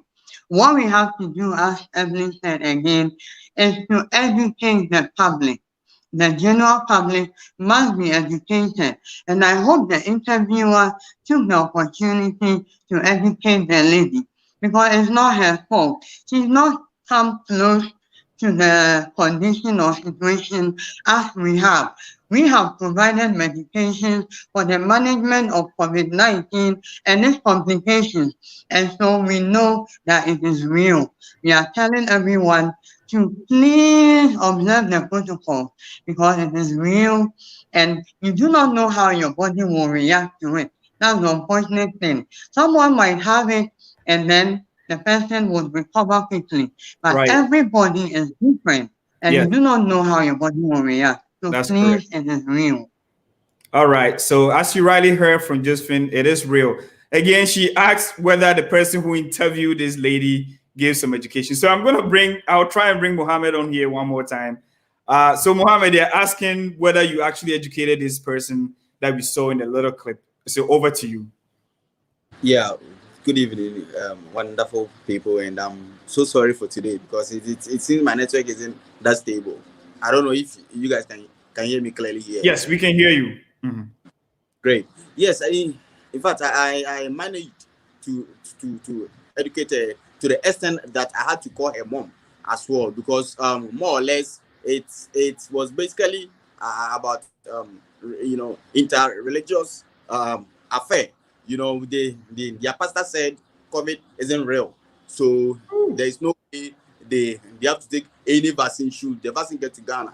And then also whoever tried to convince them that they should wear the nose masks or they should try to prevent themselves or practicing the social distancing, there is no way they should accept that, because it's just a conspiracy theory, So in fact, I asked her.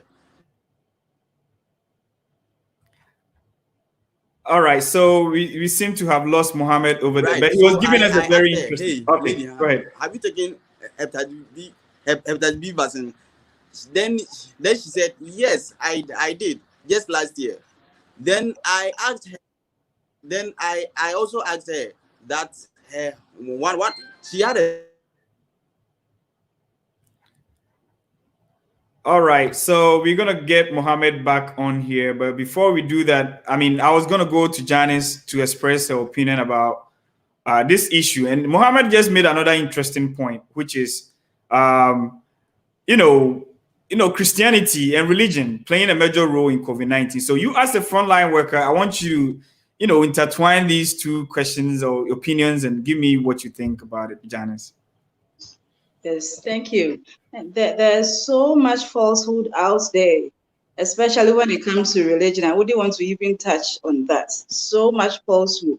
But I hope that we as healthcare workers, because we are seeing the real cases, at every opportunity we get, we would educate the public on COVID-19, because it looks like the trend has even changed now. It is not just only the old dying, the young are also dying. It doesn't matter who you are. Anybody can die. So at every opportunity we get, we are supposed to educate the public.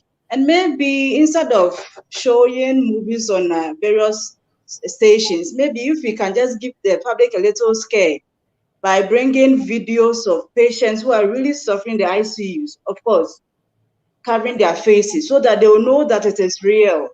Because a lot of people don't believe it as that is the truth. They walk about, they believe that there's nothing like COVID-19. It is a disease of the whites. It is not here yet. So we have a lot of education to do. All right, we do have a lot of education to do, as Janice rightly said it, and she hit the nail right on the head with that. We're going to take a little look at what is happening on Facebook. We have all the great people sharing our feed. We have Adu Isaac says, as Miss Josephine, I see you. We also have Jennifer Kuma says, hi, Janice. Adu Isaac says, very educative. Please like our feed. Go to our page and make sure that you like the page so that you get all this information coming to you every week. Angela Opoku Bona says she's basically clapping for everyone. And then we have Akosia Oforiwa says that is true. So whatever we are saying, we are not lying about it. These are frontline workers who are giving us the information. And then great information, Janice, Josephine, and Evelyn. This is coming from Cynthia Amoa. Cynthia Akumia says, Ojo. Ojo is having a lot of, fans today. She has a lot of people. And again, all the great people that we have today, we're enjoying your company. You have all these people coming to listen to you. Also, keep up the great work is coming from Jennifer.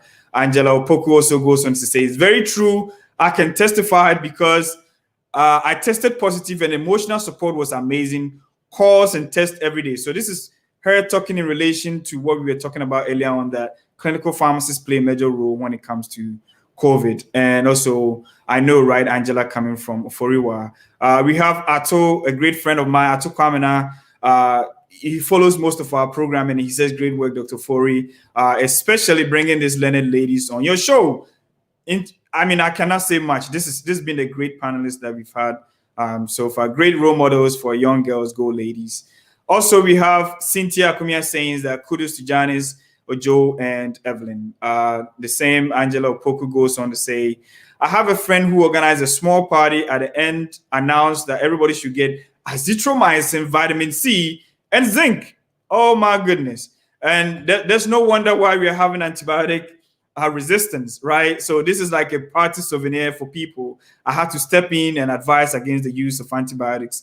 Education is key. So please keep your comments coming in. Again, we're going to go back to our panelists. We have some few minutes to do some discussion and we'll pick up from here. But again, let me bring them back onto the stage one after the. So Evelyn, we want you to tell us a few words as we wrap up this show. This has been a great discussion with you guys on here. You're frontline workers. I want you to tell us what your last words are to our viewers, especially those in Ghana looking at the surge in the COVID-19 cases. So let's go with Evelyn for a start. So over to you, Evelyn. Okay, thank you very much. My last words, I want everybody to know that COVID is real and we need to protect ourselves because prevention is better than cure. Once we don't have the vaccines yet or any cure yet, what we can do is to prevent contracting COVID. And the protocols are so simple. They are so simple and they can even be employed for other respiratory tract diseases. Yes. Yeah, like the mask wearing, I have tried it myself. When I catch a cold, I wear it in my house so that nobody is infected, right, whatsoever the cause may be. And we have to be very responsible in the use of antibiotics, especially because apart from COVID, we use our antibiotics for a lot more critical conditions in our hospitals. And we are misusing them and we get into resistance. In fact, now, almost all our antibiotics, even the ones that are saved for other critical conditions, a lot of the bacteria are becoming resistant to them, and it's worrying.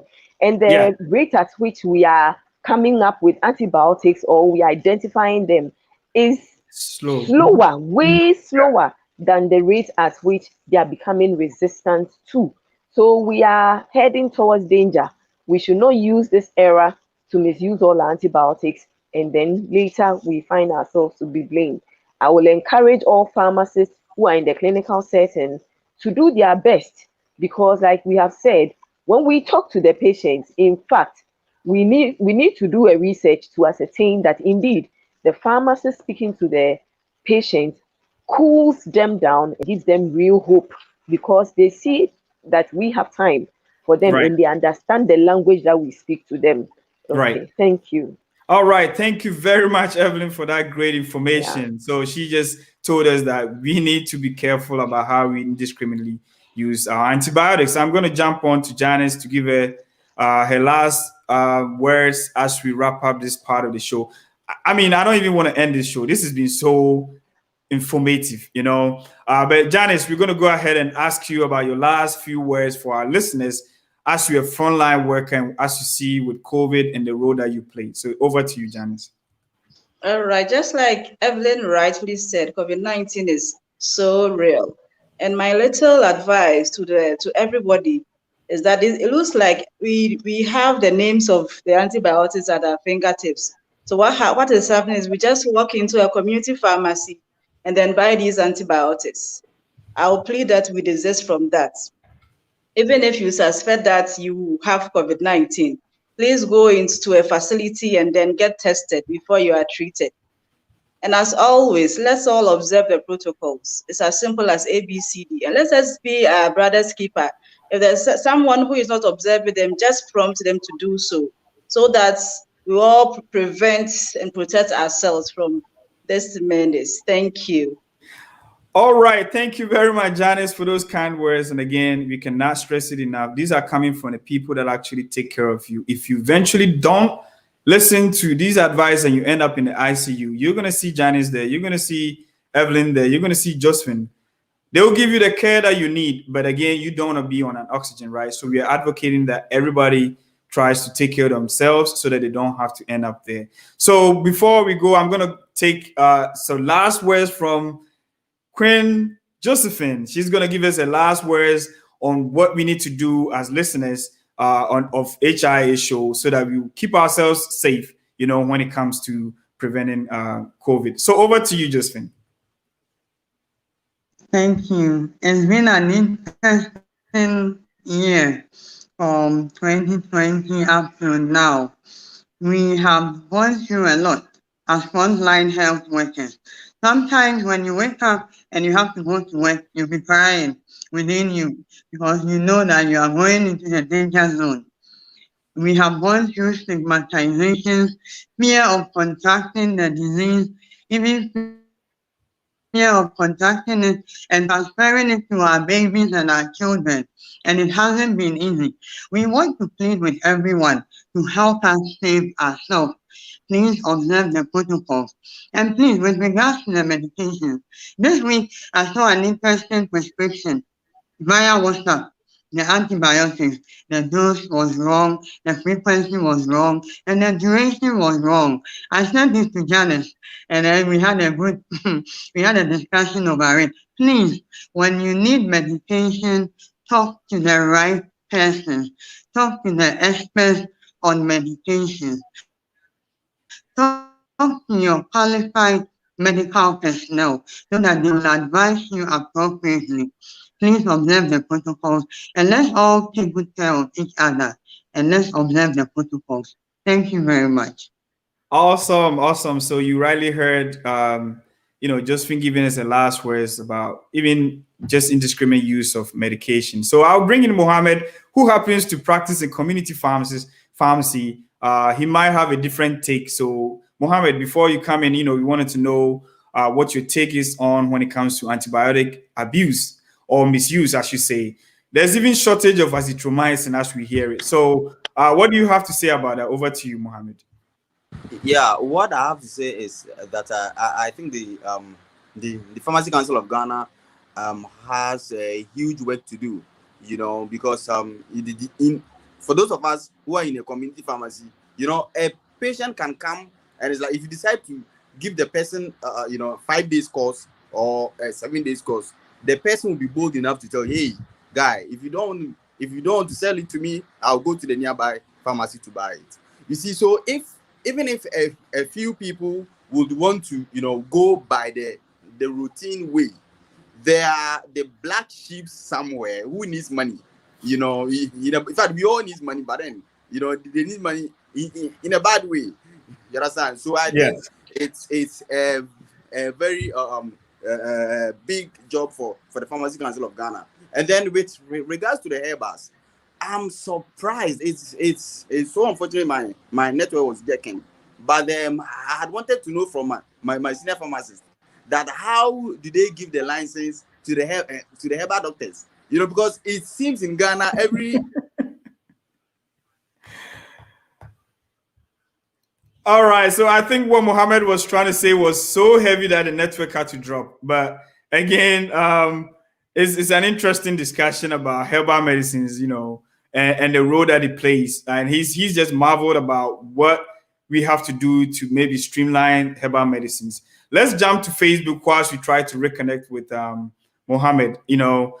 So Cynthia says, I think some members of the public are scared to do the test. They resort to self-medication. So the presence of pharmacists in our community pharmacies will go a long way to reduce the sales of antibiotics at our community practice. So we have Angela also saying that aside the fear factor, economic hardships in these times can pose as a challenge when it comes to testing, especially when one has to pay a fee of at least 300 Ghana cedis to get tested. Going forward, she also continues and talks about what we can do when a client walks into a community pharmacy with some prominent symptoms and signs of COVID, but is not in the position to have the test done financially and emotionally. So emotionally, she means some of them don't even want to find out they have COVID because of stigma. And Josephine mentioned something to that effect. Do you leave the client to go knowing well that he's not going to have the test done, or go ahead and give some medication? So I'll pause here and bring one of our, very intelligent pharmacists to kind of help me answer this question that Angela is posing. So let me start off with Evelyn. Evelyn, what do you think about this question? Please kindly help me with the last. All right. The main question. Right. So the person is saying that someone comes to the pharmacy, you can clearly see that they're exhibiting symptoms of probably COVID, but they don't have the money to test for it, right? Or they don't even want to know that they have COVID because of stigma. Do you give them medication, or you leave them to go knowing very well that they might have the infection? Okay. Thank you very much. Whether we are giving them medication, it depends on the symptoms that the patient is presenting. If the patient does not have any shortness of breath or difficulty breathing, or is not coughing, all you do is to supplement the person's immunity, or to boost the person's immunity, where you are going to give your vitamin C and zinc, which are supplementary, and so we are not so bothered about misuse.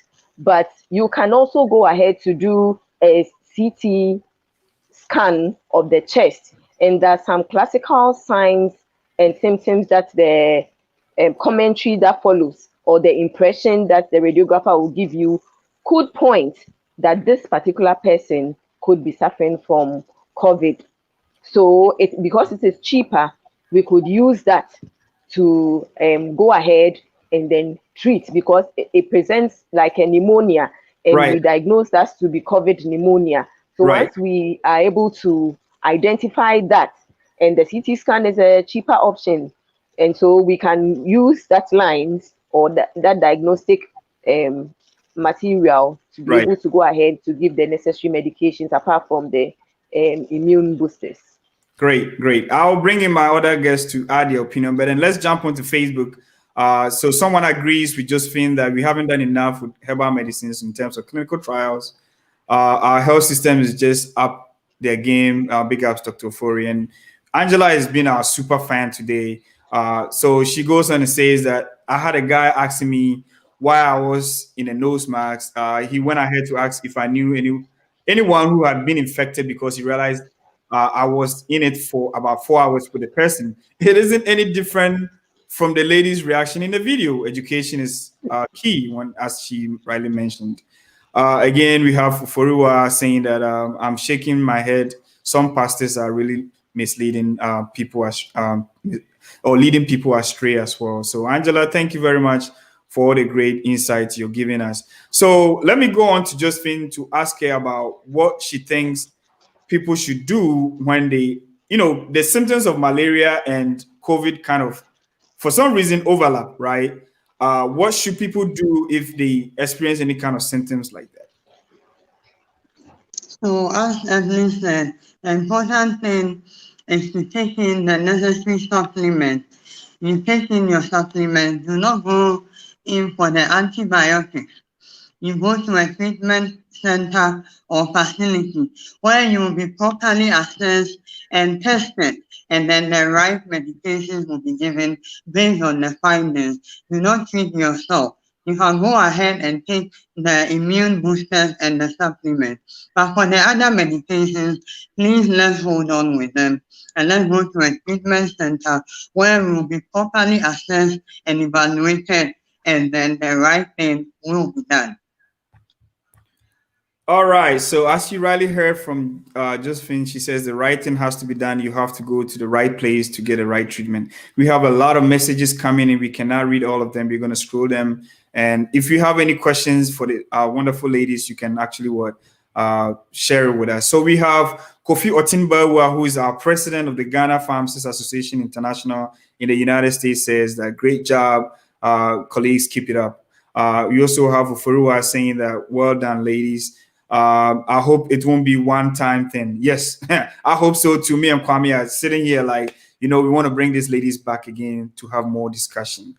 So a lot of people are shouting you guys out. Man, you guys have stolen the show today. And again, this is HI, Health Info Africa. We're trying to encourage good information because there's been a lot of infodemic out there and it's killing our people. Now the cases in Ghana is off the roof because people just don't believe the disease exists.